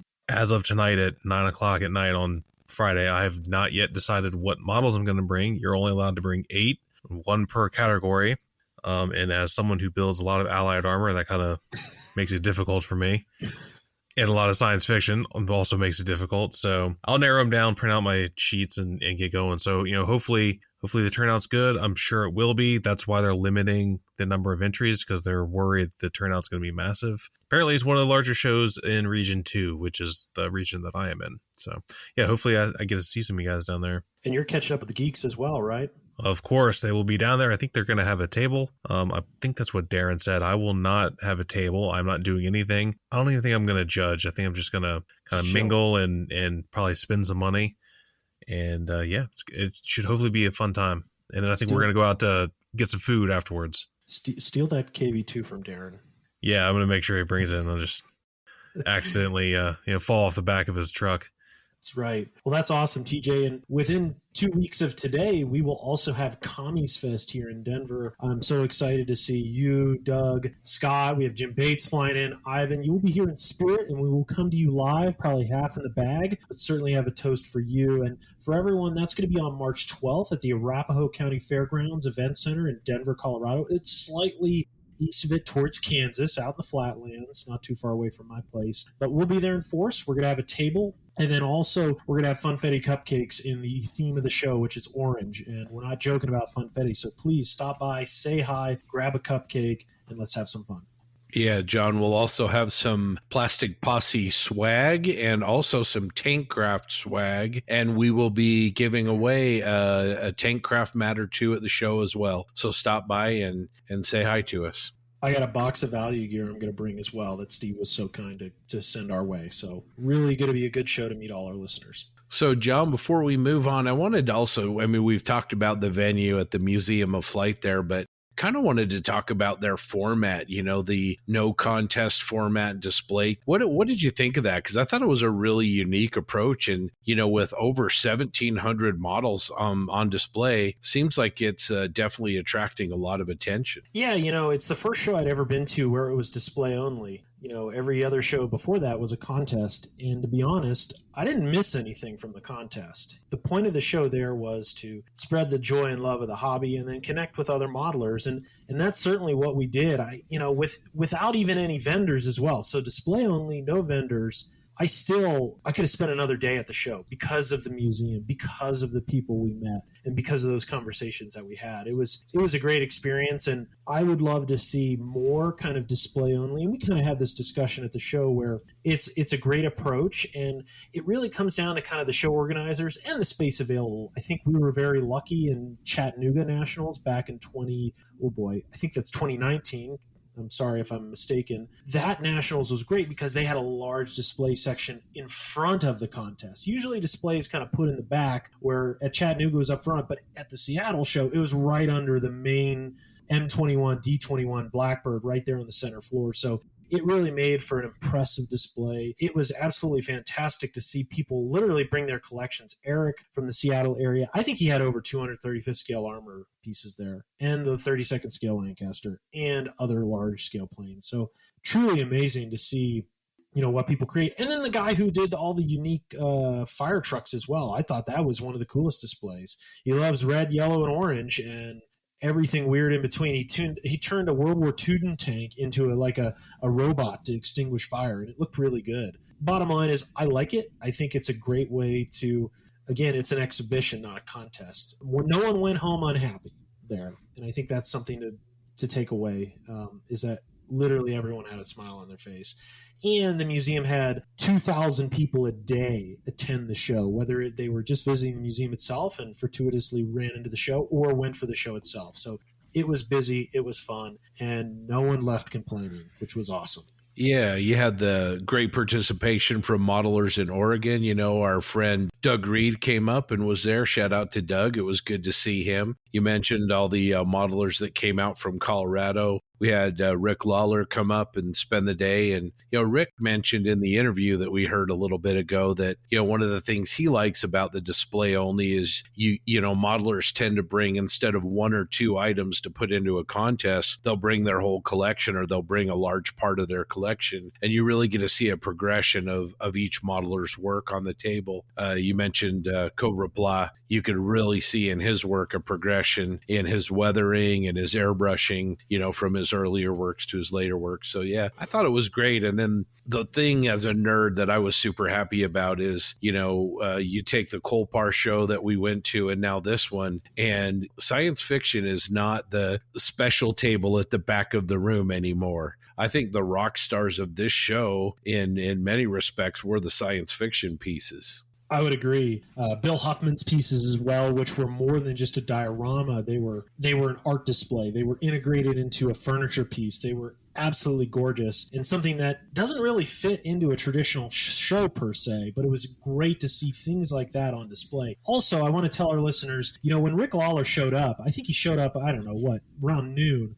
And as soon as he got there, Scott is like, okay, you're coming up on stage, you know, welcome to the party. And just Rick, you know, kudos to him. He was a great sport and actually contributed great to the discussion, because we had a roundtable kind of on social media and podcasting and just everything in the periphery of the hobby that kind of supports it. And Scott, you know, being the gentleman he is, he drug, you know, Rick up there without much trouble, and it was a really good chat. But it was funny, you know, as soon as Rick shows up, barely gets to say hi, and he's up in front of the, you know, 50 people that are sitting there just waiting for him to talk. So it was a great discussion, and I think someone there recorded it. So I think maybe Bill Huffman did. So I'll reach out to him and see if we can at least share that video with our listeners. Yeah, it was a good time. And I'm certainly looking forward to Nats with Ivan and TJ on the line here. We're going to do a trifecta armor modeling seminars, plural. So that should be a lot of fun.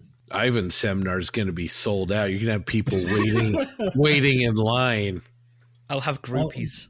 All the fangirls. Oh yeah.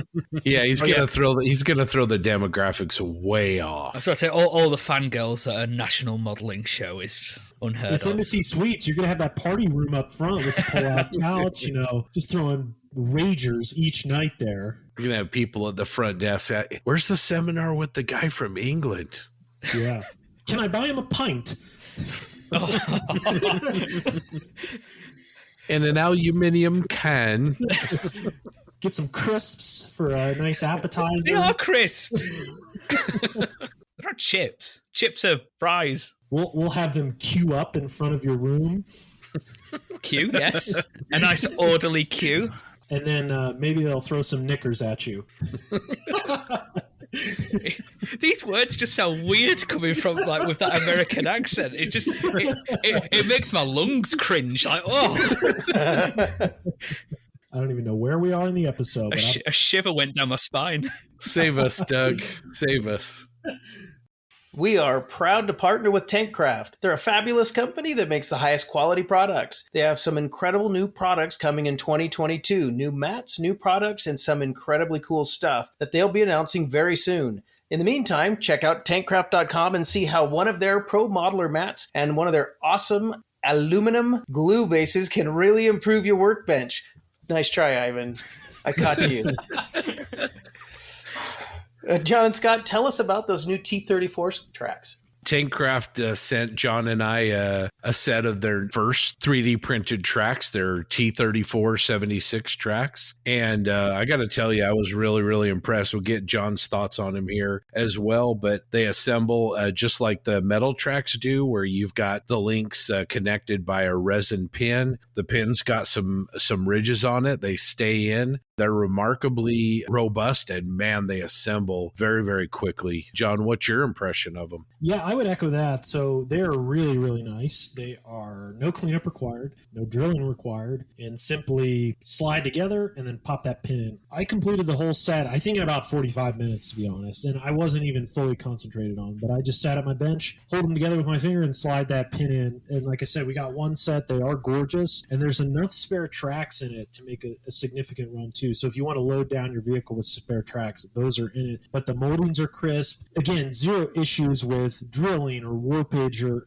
any of those, issues you run into with other types of tracks. These were very straightforward, very simple, beautifully designed, and a really nice instruction guide on the inside of the box as well, because always you're like, oh, how many tracks do I need to put on each side? And instead of Googling it, or you can see it right on the box, which is really good. So overall, I give them a 10 out of 10. I will paint these up and weather them, and then I'll throw them on a T34. They are the less common type, I believe, Scott. They're for a 4243 version of the T34. Yeah, they are a little bit less common, but they're very attractive too. They have the diagonal directional lines on them, and they're going to be at home on a lot of the mid-production T34 76s.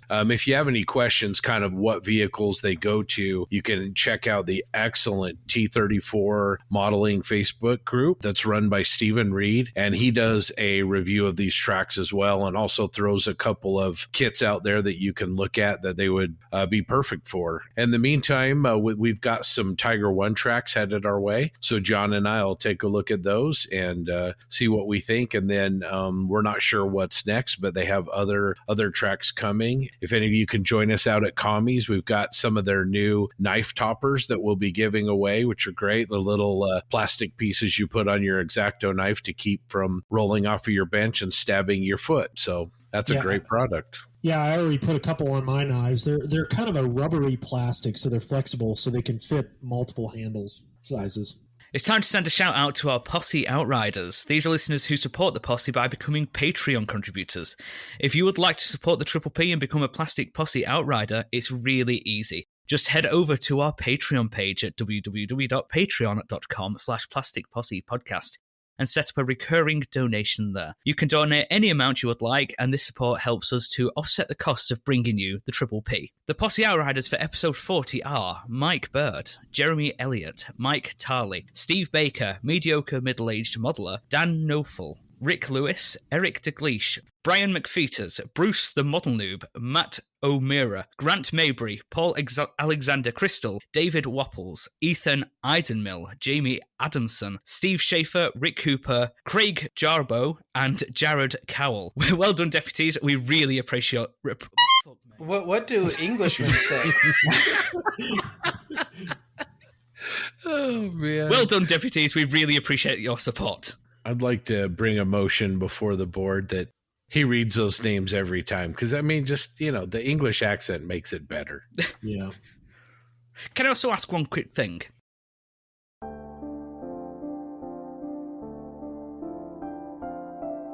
And now it's time for English with Ivan.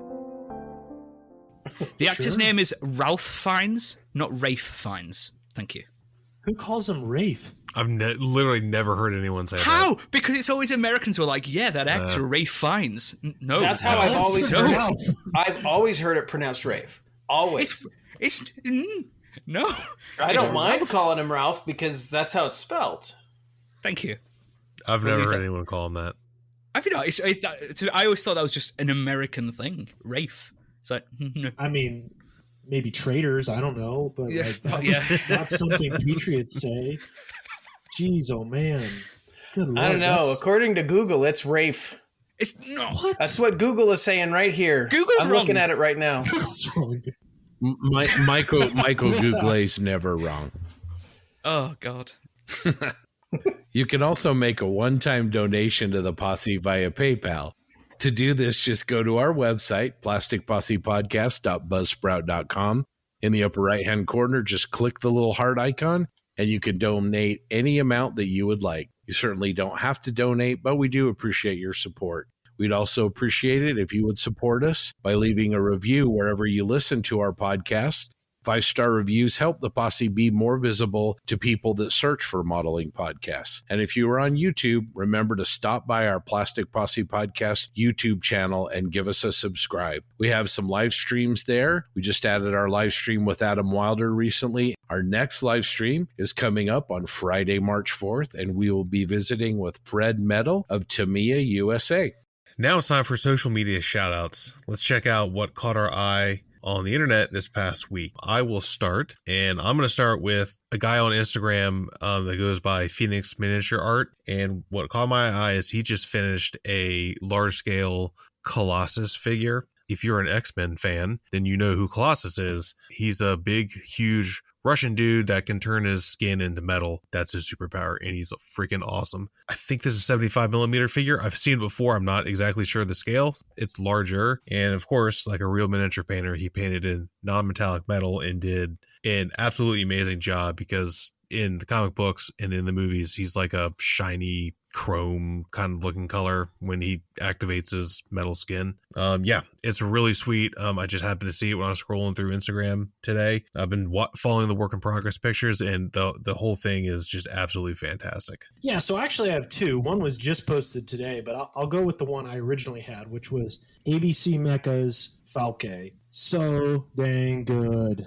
I was going to do that one, but I was like, I bet John's probably going to do it too. So I did Andy last time, so I'll let John have him. It's really good. And the base he put it on, I think the Falke, for those don't know, TJ eloquently put it as the flying lobster, and I think that's very appropriate because it looks like one. But it's kind of hard to display, I think. And he actually did a fantastic job on a base with kind of like a little mountainside, and it's banking towards the angle in which you're looking at it. So it's kind of a dramatic pose. And with its paint scheme, with the groundwork, it's just really flat out gorgeous and just a really cool looking flying lobster. And then the second one, because I'm going to take two, just posted today, and it goes without saying, Darren's F-18 that TJ will see in person tomorrow is a stunner. He really made that Ming Hornet kit look easy. It's absolutely fantastic. My social media shout-out's going to tie back to our interviews, and we're going to give our friend Cobra Pla from the show that we met up there a shout out. And if you go to Instagram, he's just Cobra Pla, all one word, COBRAPLA.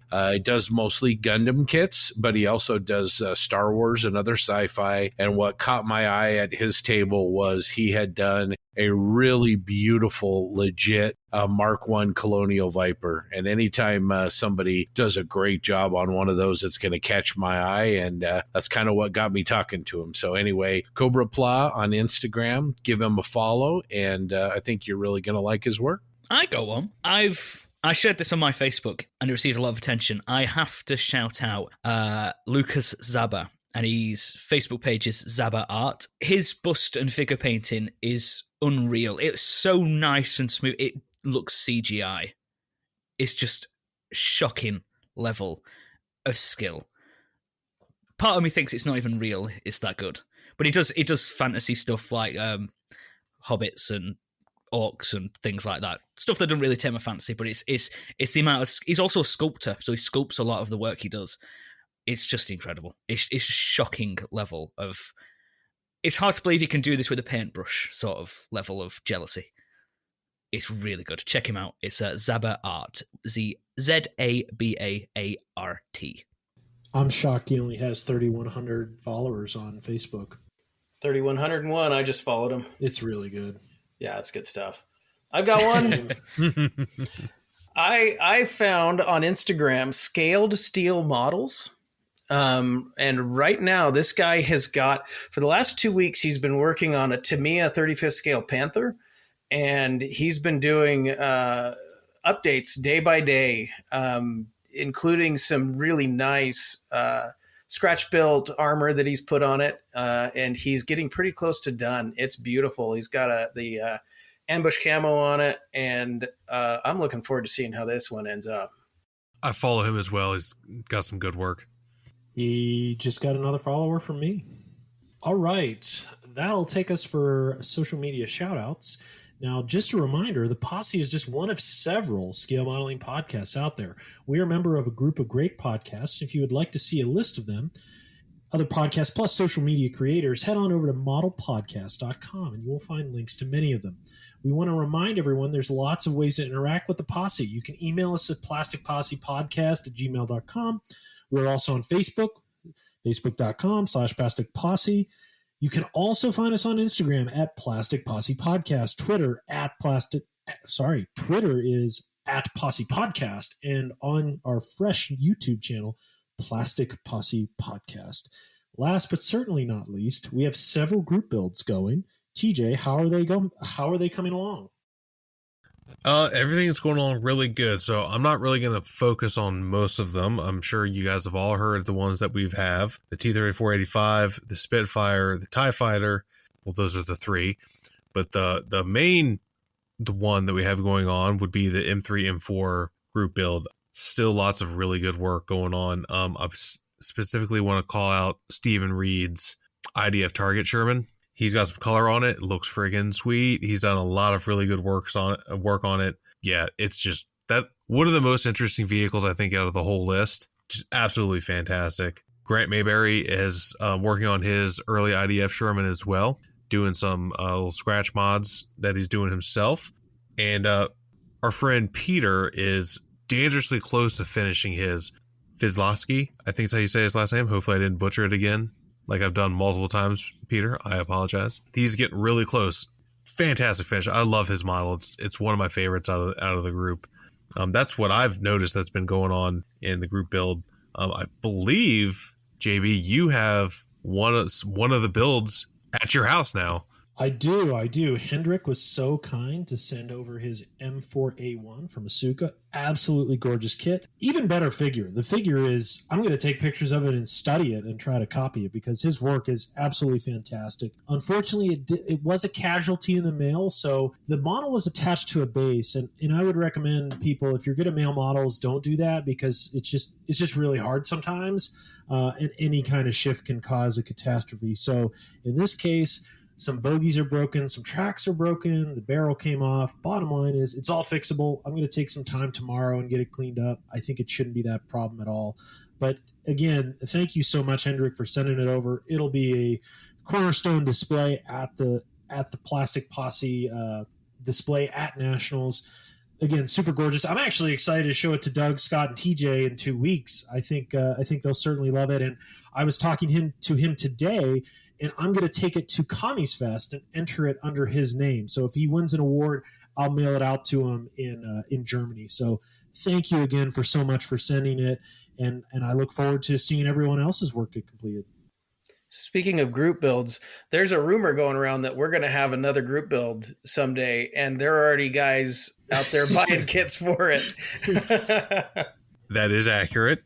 I'm sure most people have heard us talk about it, and we've discussed it internally. It has not started yet, but I think probably after Nats is when we'll kick it off. Once we get Nats in the rearview mirror, we will be doing a full-on Machine and Krieger build because it is the best subject to model.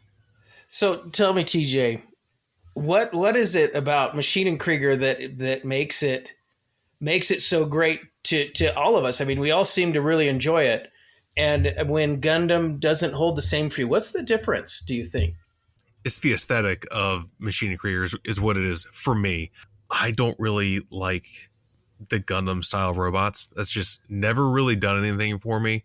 I fully recognize that it is very, very extremely popular, and the models are fantastic. I'm not taking anything away from the models. Just for me as a builder, just don't really hold my attention.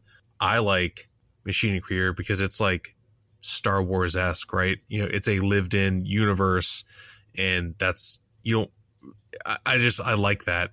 And everything looks utilitarian. It looks purposeful, like the humans actually built this, like, especially when you see the true masters like Brian and the way they do these things where it's 100% of science fiction. It's like the hover tanks he builds. There's no mistaking they're science fiction, but there's jerry cans strapped to them. There's tarps. There's stowage. There's modifications where it would make sense, where a human being that thinks like us would be like, oh, we should add something here because it makes the most sense.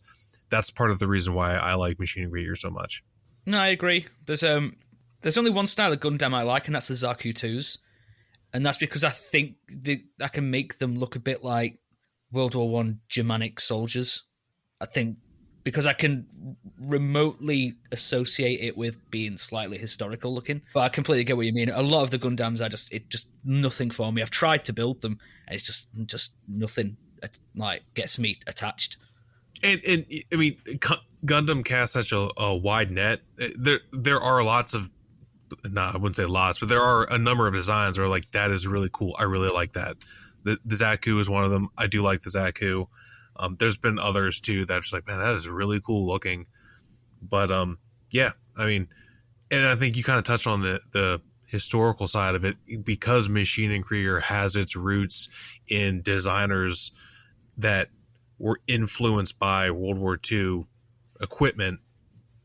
As a history fan, and as particularly a World War II modeling fan, that also speaks to me. So it's not alternative history. It's not Nazis in space or anything like that. It's just takes that look and then does something else with it. And it's cool. It plus gives you an excuse to use a bunch of random ass decals that don't make sense, and you can just slap them on something and it's like, oh, that makes sense. Okay, cool. Yeah, I love all the Greedleys too. Yeah. Oh yeah, that's because some of them you can see what the parts were, what the kit, when they were designing the original kit, what they used. Kind of like how you can look at Star Wars ships and be like, oh, that's a Sherman bogey on the back of a TIE fighter, for anyone that didn't know that. I think, maybe one thing as well to note, and I would say it's probably the same in Gundam and larger sci-fi community, is the community itself. In those groups, Ko Yokoyama on Facebook, on North American Mac, in Brian's forum, there's a very supportive community. And I don't think I've ever seen a post where someone gets emotional and there's a rage quit or there's name calling. It's very open. It's very accepting. Honestly, the only time I ever see any type of emotion is if somebody posts like a recast or something, and rightfully so.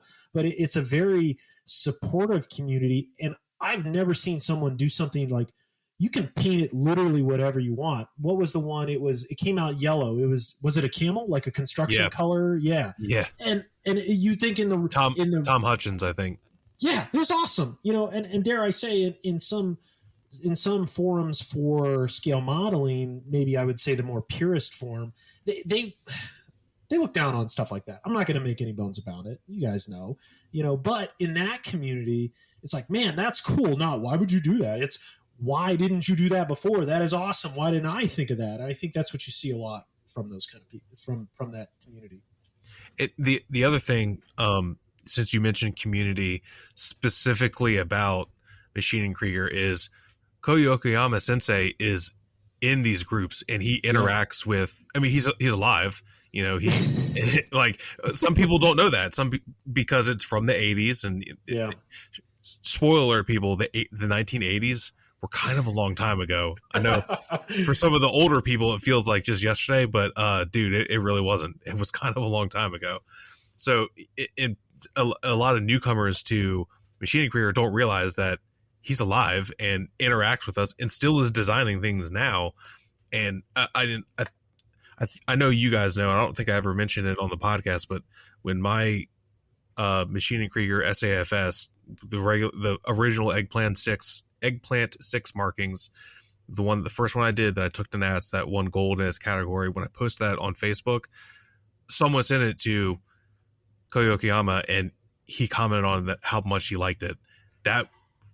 That's like a pinnacle moment of scale modeling for me. I don't even care about the award, but the man that designed the suit that I built told me that he really liked what I did. Like that right there, like, obviously the designer of a Sherman tank isn't going to tell you, hey, I really like your Sherman tank. And we'll just leave it at that. So that doesn't happen with most other genres in modeling. George Lucas doesn't get on the internet and be like, hey kid, that's a really good X-Wing you did. By the way, I'm going to sue you now. No, that's a great point about Ko. And, he's also posting new stuff for the community. One of the coolest things I saw was within the last 2 or 3 months, he posted the internals of the Falke that weren't really ever shown before. Yeah. And he just kind of scratched them up, and people were like, "Oh my gosh!" And it was again really cool. I don't think that's kind of a normal thing. Like you said, you're not going to have Dave Filoni or Jon Favreau commenting on your Razor Crest. So yeah, because this year is the 40th anniversary of SF3D, Machine Krieger, DBZ 3000. They're all kind of blended together now under the Machine Krieger umbrella, but this is the 40-year anniversary, so that's why he showed the internals. It was the big reveal of like, oh, here's what it actually looks like. And sorry to keep going on this. I think maybe one of the other things that adds to the community and the scale modeling around Machine Krieger is its scarcity. I think that drives a lot of interest. Where for me, I'm always yeah exactly. Aaron for crying out loud, but there's so much out there, but it's so hard to find. And you could. Like just today, Ruxin out of Texas posted his. I think it was it a Friedrich or something. Anyway, just a cool box art that I'd never even seen before. I'm like, okay, now I want that. And you're always on the hunt, Aaron. I'm sure he's bought like 4 since we've started this segment. Hide your kids, hide your wife, hide your Mac. So thanks so much for those updates, TJ. Something we need to delve into right now is a toy that you recently bought, and I bought one as well, but mine is still in the box, and yours has cranked out more pieces than a factory in World War II with Sherman tanks. So we're going to talk about all things 3D printing right now. I think TJ, before it even showed up on his porch, he had it plugged in, for crying out loud, within probably 10 minutes. But this past week, TJ picked up the Anycubic 4K off of Amazon for a wicked good deal, too good to pass up. So I got one, and I know a few other people did as well. Billy out of Panzer Concepts picked one up as well. So let's just take this time to talk about this new toy. In the past, I've struggled a lot. Ivan, you've struggled a lot too with 3D printing, so much so that we probably want to chuck our old machines out in the friggin' driveway and hit it with a baseball bat like the movie Office, and everybody can take a swing at it. But TJ, what I've been most impressed with your 3D journey, I don't even know if you can call it a journey. It's a sprint that's, turned into a marathon because you're a machine. But the success rate, and that's something that I struggled with and a lot of people do. And maybe you could just fill our listeners in on kind of what machine you bought and what was your process for setting it up and what you've learned in the short time you've done it and some of the kick-ass prints that you've put out as well. All right, let me preface all of this with I am not an engineer. I am not a software engineer. I know nothing. This is literally the first time I've touched a 3D printer ever. I don't even know anyone locally that owns one. So I came from this like cold with no experience. That being said, I bought an Anycubic Photon Mono 4K for, like John said, a stupid good price. My wife bought it for me, air quotes, as an early birthday, a very, very early birthday present. Of course, she then threatened, well, you can't open that till July for your birthday. I was like, yeah, I don't think so. But,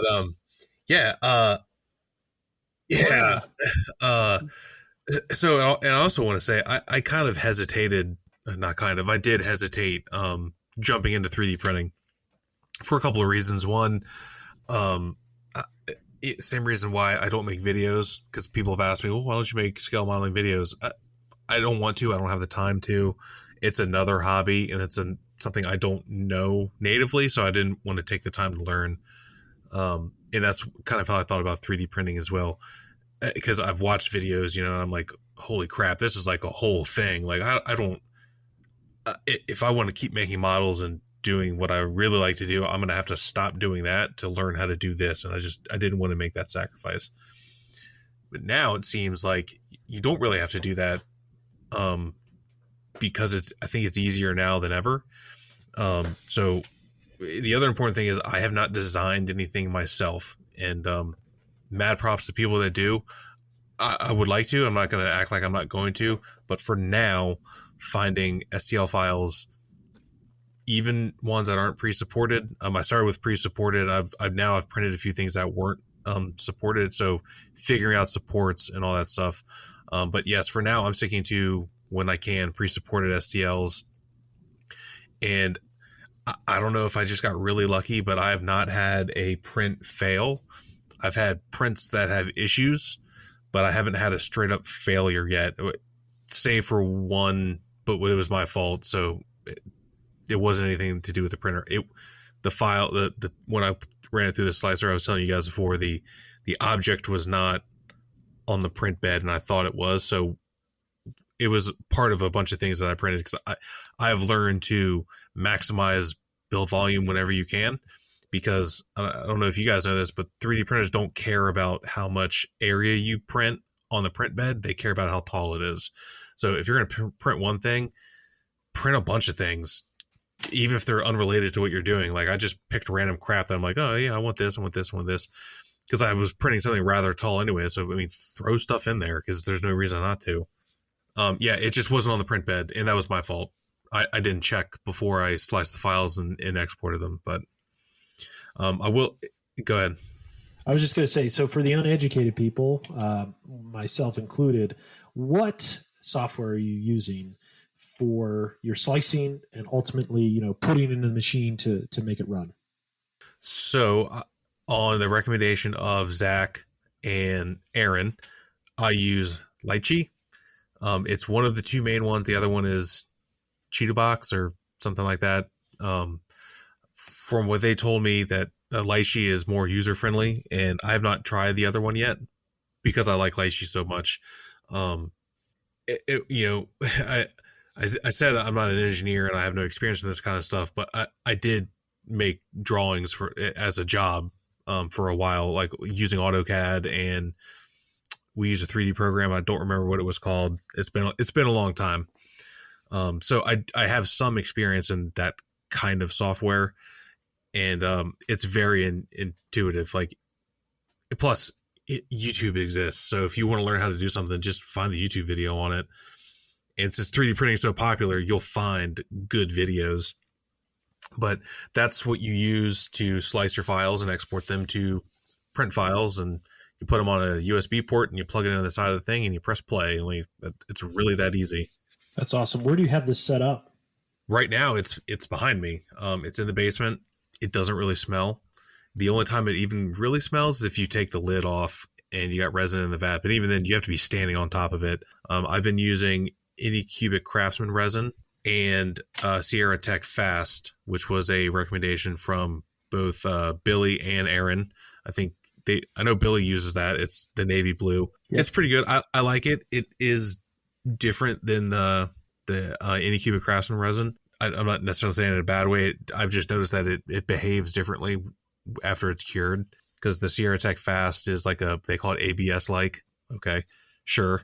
Yeah, I like it. I printed a little Among Us crew members for my kids because they're obsessed with that game. And I sanded them down, and they look, just like very lightly, and they look, it looks like you can't see any layer lines in it. They're really cool. Yeah, it really shows the evolution of printing and the applicability to our hobby. I think now, if I'm an aftermarket producer, I'm kind of worried, because these things at the tip of your fingertips, and there's so many STLs out there, whether it's on Thingiverse, Cult 3D, what's the subscription service that you've been using to get your sci-fi prints? So I joined Loot Studios.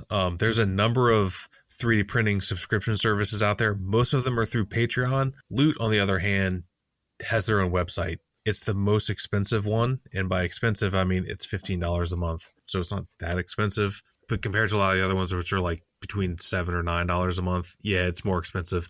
However, I think the files are the best. I have not printed anything from the other subscription services, but after watching a bunch of videos, the general consensus is Loot Studios is the best as far as the files go. The thing with the subscription service is you don't necessarily know what you're going to get. It's almost like a grab bag. So the way they do it is every month has like its own theme. So when I joined this month, which would be February, the current loot, as they call it, is Spaceship Crashers. The theme is a crew of guys in a spaceship have crashed and they're fighting these aliens. The aliens are really cool. The crew members are awesome. It's just kind of generic sci-fi. The files come in 32 millimeter and 75 millimeter. So one's for gaming, one's for display. They're really designed for like miniature agnostics games, which are out there. If anyone's not familiar with that term, it's not like a Warhammer where the rules company also makes the models. There's a bunch of independent, usually they're indie developers that make their own set of rules. Here's the rules. Go find whatever miniatures whatever you want, and then you can play our game using these miniatures. So that's where this kind of stuff really, and same thing with like Dungeons and Dragons. You can make your character and then print them. I'm really excited because next month for Loot Studios, they've released some teaser art. It is Dune themed. So it's not straight up Dune, but they definitely have an ornithopter that looks almost identical to the one from the new Dune movie, which is really, really good. Yeah, that's awesome. So in addition, you mentioned Patreon. I'm happy to get my printer up and going because I subscribe to Tank Brusher, and it's just a guy, I think he's out of Europe, and he is making all kinds of 35th scale detail parts for the Hetzer Jagdpanzer 30 AT for you purists. My bad. And then also like Tiger, Panther. So he's a really great guy. Awesome work. He does videos with everything, and certainly someone that if you're interested in armor for $650 a month, you have access to all of these things. Super nice guy too, really responsive and very helpful. So something that's certainly up Ivan and I's alley. And speaking of Ivan, you need to get one of these printers and just toss that Photon S, like probably what I'm going to do. Yeah, I was going to say that I'm convinced that our 3D printing mishaps are down to the printer, because we are not stupid people. We know how to level a bed. We know that the FEP needs to be like tight like a drum.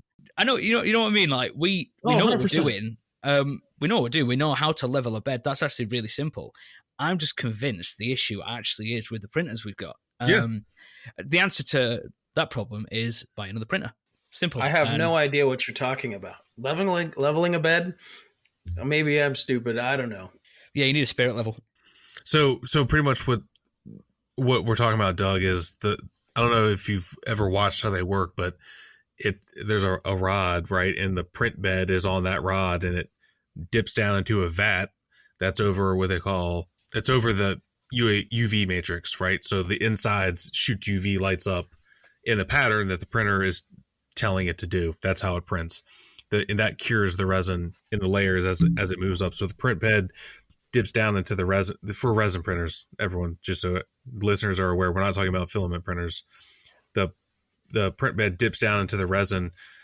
The UV matrix shoots up through a film, and that is what makes the print. And as the thing rises up out of the goo, which looks really cool, there's what you're making.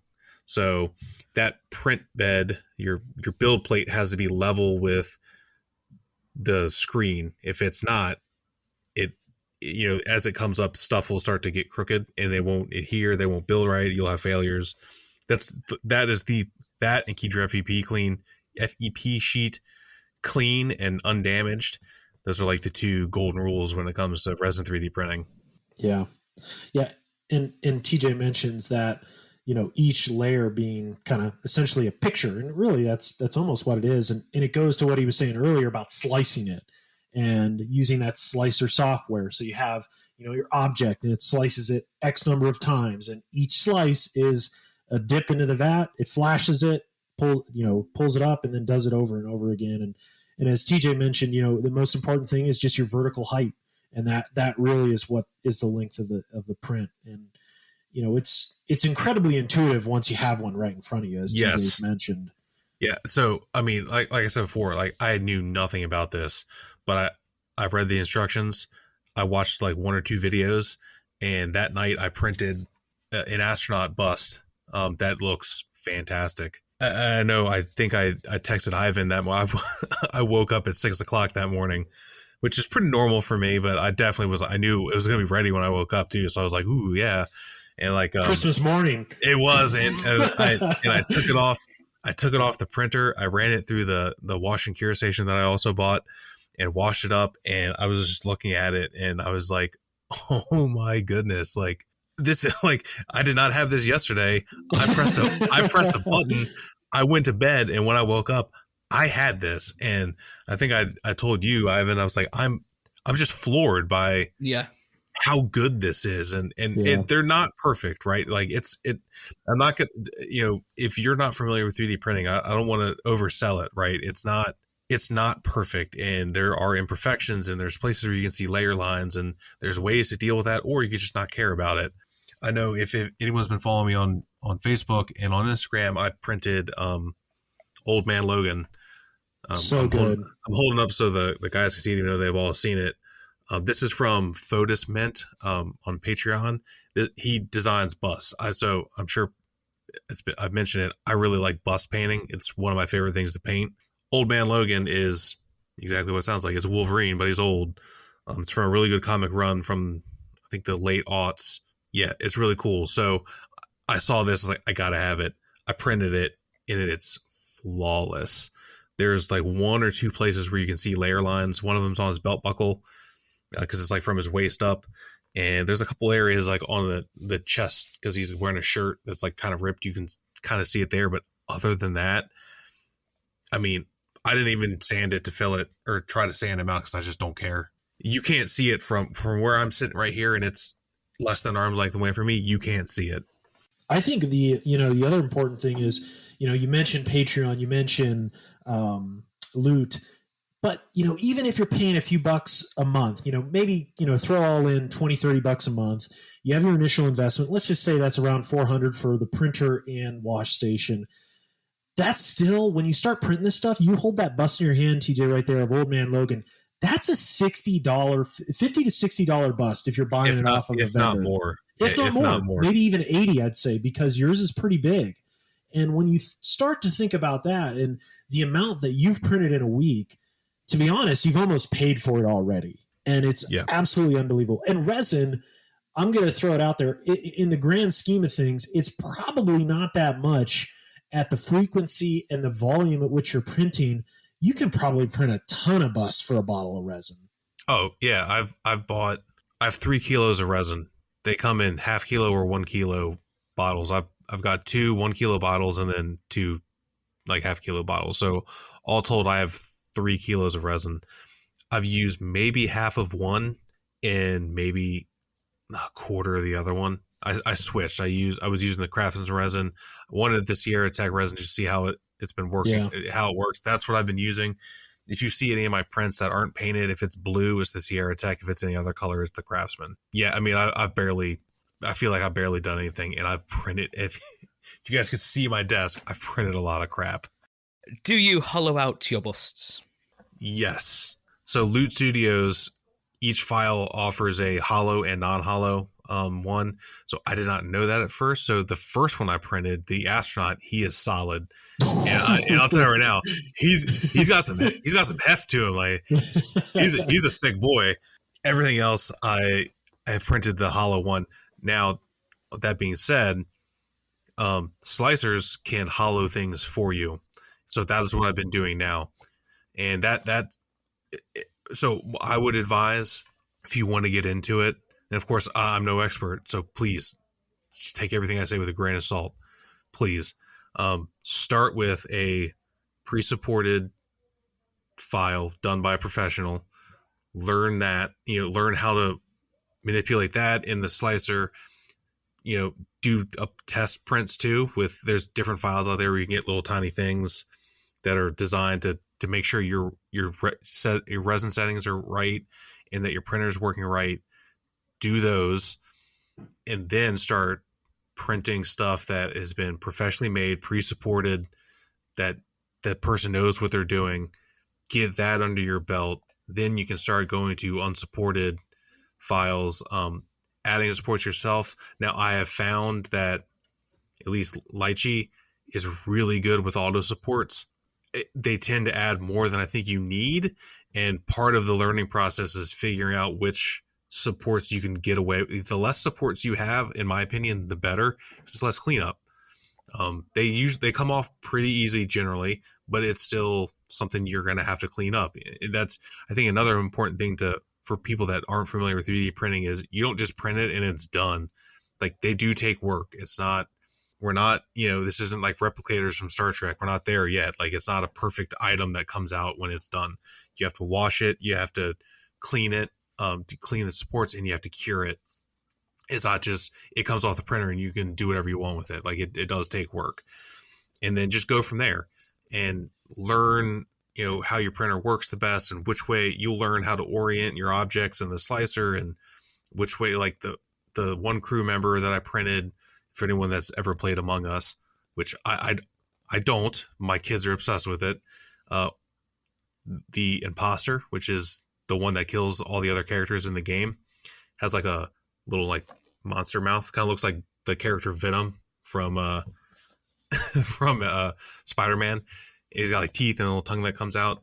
When I printed mine, I printed him face down with all the teeth, and there's supports all over the teeth. And I was like, after I did that, and I'm getting ready to print them another one, I'm going to arrange it so the supports aren't on every single tooth, and the supports will be easier to sand when I'm done.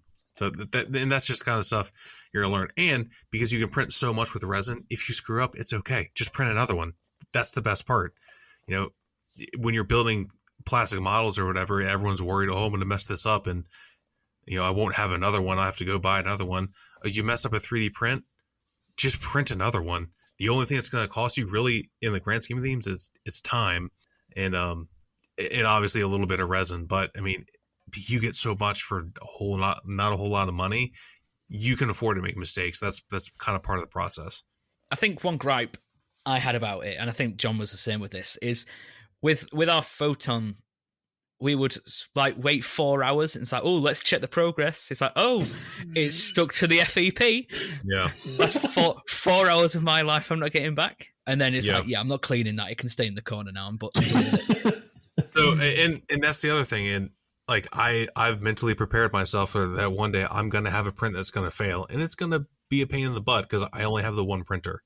And now I also see why people that get into this have more than one printer, because you just increase your volume of output, and you can do different things and print a bunch of different stuff, at the same time. And that, for a productivity standpoint, that makes a lot of sense.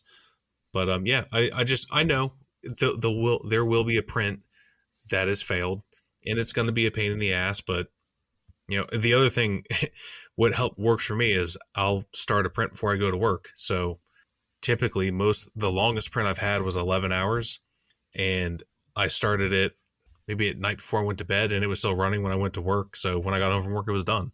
So it's not like I started it and sat around for hours, like, oh, here it comes, just like waiting.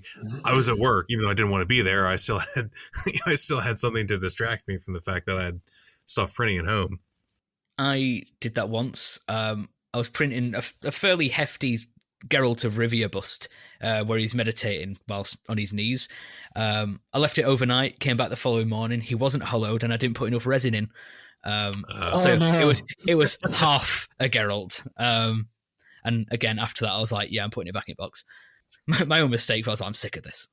Yeah, but like you said, TJ, I mean, your success rate's so good. I mean, for a week's worth of printing and not having to level the bed, not having to, clean the FEP sheet and literally anything like that. It's really motivating. And for the bed leveling, just so I know when I do it, you just followed the sheet they provided in the kit. Yep. It took like 30 seconds. My daughter and I did it. Now I'm going to be feeling real stupid if I can't get this right. I told her what to do. She pressed the buttons. She even tightened the screws down on the side. She was adamant that she did it. I'm like, knock yourself out. I don't care. That's sweet. So, and my younger daughter too, my 10-year-old. Let me go ahead and throw that one at you. Wasn't my almost 13-year-old. It was my 10-year-old. Maybe we need to print some Plastic Posse swag or something and bring it to Nats and hang it out. It has crossed my mind. Trust me. Well, Scott, you've been quiet. I know you've been eyeing one for a while. Just whip out that wallet and buy it. Come on, man. I've actually, like I was telling you guys offline, I've actually been looking at the Mono 6K just because I wanted a little bit bigger build plate and wanted some, as far as resolution, maybe a little bit of forward compatibility. But I've been listening very carefully, kind of taking mental notes. But yeah, I'm going to get into it. I think it's really great. I'm a mostly sci-fi builder like TJ. I'm not really into busts like he is, but the ability to maybe print a droid in different scales, like whip out a little 1/32 scale R2-D2 would be just killer, so very, very intrigued by it. So yeah, I'll be. Yeah, once we get a little bit of time under our belt, I think we should have Billy on from Panzer Concepts, because he is a print genius who just gave me some settings for mine. And I'd love to, pick his brain on printing and all things about it, because he's certainly an expert. And I think it's considered a print farm. I would say he has a print farm. Yeah. He's a pro, and his work is stellar. And TJ, gets back to kind of what you said before. When you get the experience, you get into it, you start to understand how you can orient things, how you should support it, where do you put the drain holes, and he can talk a lot about that learning curve, and maybe hopefully cover some pitfalls that we don't run into as we go throughout this journey. So I think one of the most important things to remember is it's a dumb machine. It only does what you tell it to do. So if you don't tell it to do something, it's not going to do it. I think because it seems so futuristic and all this stuff, that maybe some people and I certainly am probably guilty of this myself, that, the machine does all this work for you, but no, the machine only does what you tell it to do. And if you don't tell it, like where I had the issue where I didn't put the object in the slicer where it should be, well, the machine didn't care. It didn't stop and say, "Oh, hey, dummy, you didn't actually put this on the build plate. Do you realize that?" No, it just did its thing, like it wasn't even there. So that's just really important to remember. And most of the time, what I've found and what I've read and what I've watched in videos, that if something messes up, it's usually your fault. And figuring that out, is how you get better. It's not always your fault. Please don't take it that way. But more often than not, if your machine's working well and something doesn't work right, it's something you did. Just find out what that is, fix it, and then move on. That's all you got to do. Yeah, and you mentioned the machine itself. It is a very rudimentary machine. Honestly, it's just, a plunging plate with a screen that emits literally in the basic of form, in ignorance, is a picture, and it burns that picture of resin as a layer, and that's it. Now, I'm sure the purists out there are going to hate my analogy, but in the basic form, that's really what this is. It's a simple machine, and like you said, TJ, you're telling it the settings, literally everything. Unfortunately, there's such a community out there that have provided those printer settings. It's you don't even need to do much. Literally, I shot BJ a message and was like, "Hey, what are you using?" And same with you, TJ. You just take a picture of your screen, and then there are all the settings that work. Let me plug it in and go. Another good place to get files is Etsy. Oh, yes. That's where I got all my Halo STLs, because nothing on Thingiverse for them. Etsy is fantastic for STL files. Can confirm that is true. I bought some files from Etsy, and I think the other thing is that people should know, as far as comes to like buying files, more often than not, they're not that expensive. I'm talking about a couple bucks, right? Like, and to me, and most often that money is going directly to a creator, that like someone took their time to make these files, and you're giving them money for it because you're paying for their product, right? You're paying for their labor. Their labor was designing these 3D files. So it's pretty neat. The most expensive file I bought was $20, is the one I was showing you guys before, but there's so many objects. It's that whole figure in 2 scales, the zombie that she's killing with a sword, a base, a not safe for work version of the figure, because of course, and and another version of the figure, also not safe for work. And full size files of the weapons that she's holding, both the claymore and the axe that she has on her belt. If you have an FDM printer, especially, use that file. You can print a full size version of this big, huge claymore that she's slicing the zombie in half with. So for $20, you get so much stuff that I was like, I mean, it's worth it to me. Yeah, and some of these I've actually seen when I think it was Cults 3D I was looking at. They're actually, you can pay more and get like a license, essentially a licensing fee to the creator. So you buy the print. I've seen a couple like figures for 35th scale tanks. You pay $75 and you can sell them. And to be honest, they are gorgeous, and you could probably make your money back pretty easily being a vendor. But there's that option too. If you're not into 3D modeling, you can still create product with what's available out there. All right, it's time for feedback. Before I jump in, I want to personally thank everyone who's written in with suggestions, photos, and letting us know how you feel. It means so much to us. We're going to start with an announcement. Zach Pease has asked us to announce that IPMS Central Connecticut Modelers Club has their annual scale model swap meet on Saturday, March 19th in Glastonbury, Connecticut, from 9 o'clock to 3 o'clock in the Buckingham Congregational Church. So we will share that flyer for you on our page. Go out and check it out if you're in the area. Jeff Thompson. Hey guys, just wanted to say I've been loving your podcast ever since I discovered it by listening to On the Bench and the Model Geeks. Wait, who? I'm sorry. I've been catching up on all the Posse episodes while at my model bench and driving my truck at work. It's also really good to know how much attention you guys give to mental health. Being a sufferer myself, it's really good to hear other people's stories I can relate to. Anyway, just wanted to say how much I'm loving the show, and keep up the good work, fellas. Thank you, Jeff. Thank you so much, and thank you for sharing your feelings there. Russ Jones from a Military Model Man Hut. He says, hi, guys. Just want to say what a great podcast you put on. Perfect for listening at the bench here in Carnforth, England. Did I say that right, Ivan? Carnforth? Yeah.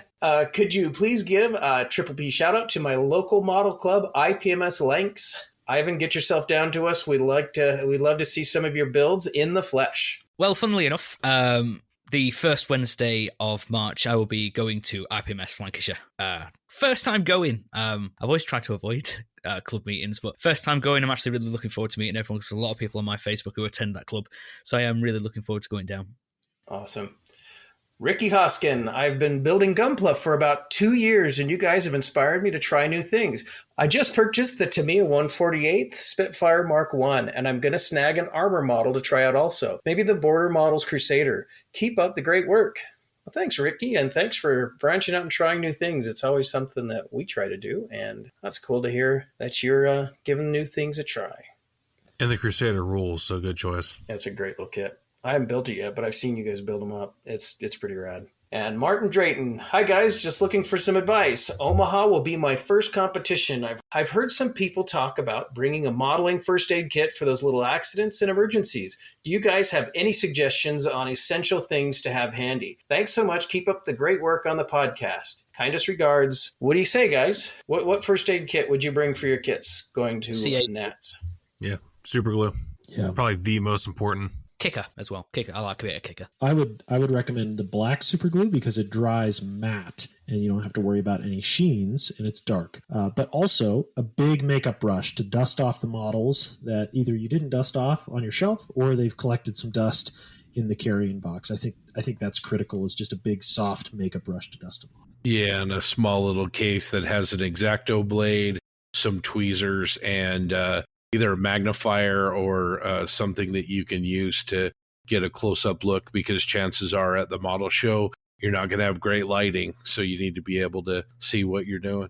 Yeah, and if one other thing you want to pitch in there, if you're looking for paints, certainly a fine tip brush, I would recommend black. And if there's primary colors from your model, maybe just throw them in the box as well, because if something gets bumped off, you can come back and just literally touch it with a little bit of acrylic paint to cover up that super glue or fix any potential mistakes in transit. I'll also say, if you do break something in transit and it can't be fixed, or you fix it and it's just not right, I would recommend leaving a note for the judges, because I've judged pieces before that have been damaged in transit, whether it's a whip antenna, a machine gun that's been broken off. If you note it, the judge should respect that and take that into account and not ding you for it, essentially. So there's that option as well. And then plus, there's always seems to be a first aid station at the show, and at Nats, if you forget it, you can buy it from the vendors. Right. We had a couple guys come to our table at Nats in Vegas and get some stuff from us to fix up their kits. Yeah. And we're going to have the same setup in Omaha, where we'll be partnering with Value Gear sitting next to them. They have a demo station. There'll be paints there. There'll be glue. So To all of the listeners, you could just not bring a first aid kit and come see us if something happens. And Martin makes everything he does are those great big dioramas. So yeah, Martin, make sure you come prepared, and then find us if you need a hand. All right, that's all I've got this time. I'm sorry if I missed your feedback, but keep writing. We really appreciate it. I have one that I would like to add. Scott sent this email to me. Jared Cowell sent it to the Plastic Posse email address, and then Scott sent it over to me. And I'm not going to read the whole thing. It's really long and kind of quite personal, so I'm not going to do that. But I just want to thank Jared for writing in and saying the things that he said, and pretty much he thanked us for doing what we do, and that we made him feel at home and his return to the hobby after a number of years. And he specifically said some things to me that were probably some of the nicest things anyone's ever said to me. And it was very touching. And I just want to say that I appreciate it. And man, I was just shocked. That was in a good way. It was a good shock that he felt that way. And yeah, and I agree. He knows what he wrote. So I would agree with his assessment. So of me. That was great feedback. It really, really was. And, we encourage it, you guys. We want you to feel like you're our friends. That's how we feel about each and every one of you. That's what this community is about. And this collaboration and exchanging ideas is awesome. So please make sure, send us an email at plasticpossepodcast@gmail.com. Send us a message on our Facebook page, whatever you're most comfortable with. But really, really appreciate that feedback. And, it really kind of helps justify what we do. No, I was just going to mention, Scott, in addition to those, electronic forms, if you see us at a show, please stop by, say hi. We ran into a lot of people in Seattle. I specifically want to call out the kind words and great meeting up with Eric Brubaker and his son, Daniel. They had just got back in the hobby. They entered some models there, said some really kind words about the podcast. And at the end of the day, those interactions, at least from my perspective, and probably everyone online echoes it, that's what makes the show worth it. And to see the joy that, some of our content brings and getting to interact with those individuals. So again, from the bottom of my heart, thank you. Yeah. Is there anything cooler than seeing a dad and his son and seeing how excited that his son was with that T-34 he had? It was really good. I mean, it was awesome. It was really good. We'll post some pictures to accompany this episode. Father, son, mostly son, and, whitewash, wet effects, oil. I mean, I think he was a young kid, so he's got a bright future in modeling for sure, based on what he put on the table in Seattle. Yeah, and he went home with a model kit that was gifted to him and some great feedback. I think he's got a great future in the hobby for sure. Yeah, and Eric was cool. I'd love to have them on sometime to talk about how they treat the hobby and what it does for them. Yeah, absolutely. Well, a couple of items of business before we start wrapping things up here. First of all, listen to the latest episode of Plastic Model Mojo with our good friends Mike and Dave. They have acknowledged their defeat and the challenge that we gave them. So we'll need to get them on and record. I mean, in all seriousness, though, we have some fun at each other's expense here and there, but a great, great cause. The bottom line is Malcolm's charity, Models for Heroes, is going to get $100, and man, there isn't a better cause that could go to. And speaking of Models for Heroes, we want to give a shout out to James Skiffins and the Model Officers Mess. The Plastic Posse will be participating once again in the 48-hour build-off in the end of March. It's the weekend of the 25th, 26th, and 27th. If you are interested in participating in that, basically what you do is you sign up, you build a 48 scale kit in 48 hours, and you've got to be really, really efficient. But there'll be a live stream going the entire time. There'll be builders from Australia, North and South America, as well as Europe. And so just about any time zone that you're in, there's going to be people on there building. It's a great community. And then they encourage donations to, Models for Heroes, which is just an awesome charity. The Posse is a big fan of what Malcolm does over there. So it's a great cause. It's a lot of fun. I think it was the highlight, guys, for a lot of us. Yeah, it was certainly fun. I look forward to it again.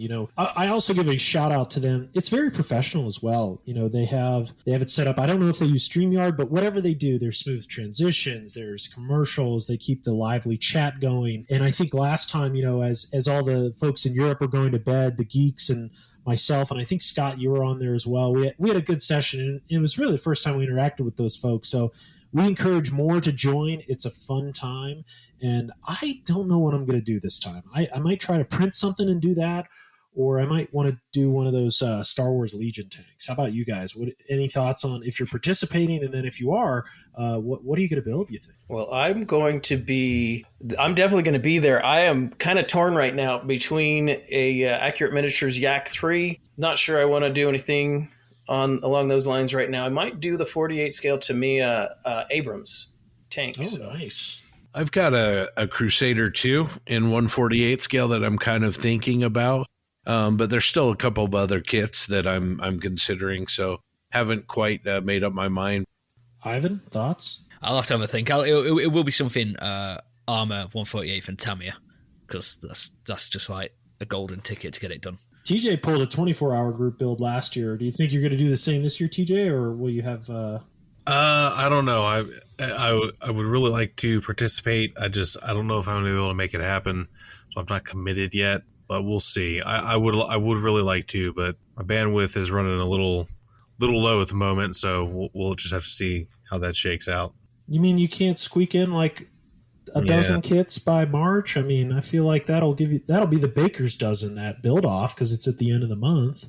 Yeah, we'll see. I know. I guess I have a little bit of a reputation of building a lot, but really, I think what it is I work in bursts, so I'll do a whole bunch at once, and then I need to cool down for a little while. And unfortunately, I'm at the bottom of that crest right now, and I'm hoping here shortly I'll rise back up and I can get another whole group done. Well, guys, I think that's a bit for episode 40. My 4 amazing co-hosts will hopefully see a lot of you in Denver on the 12th of March. I will not be there for obvious reasons. Please join us again in 2 weeks for episode 41 for more fun discussions about all things scale modelling. Thanks again for joining us for episode 40, and remember to send us your feedback to plasticpossepodcast@gmail.com. Until next time, you guys stay well, and to all you out there in the posse, hoping each and every one of you finds some time to spend at your bench. I guess the only thing left to say is, yeah!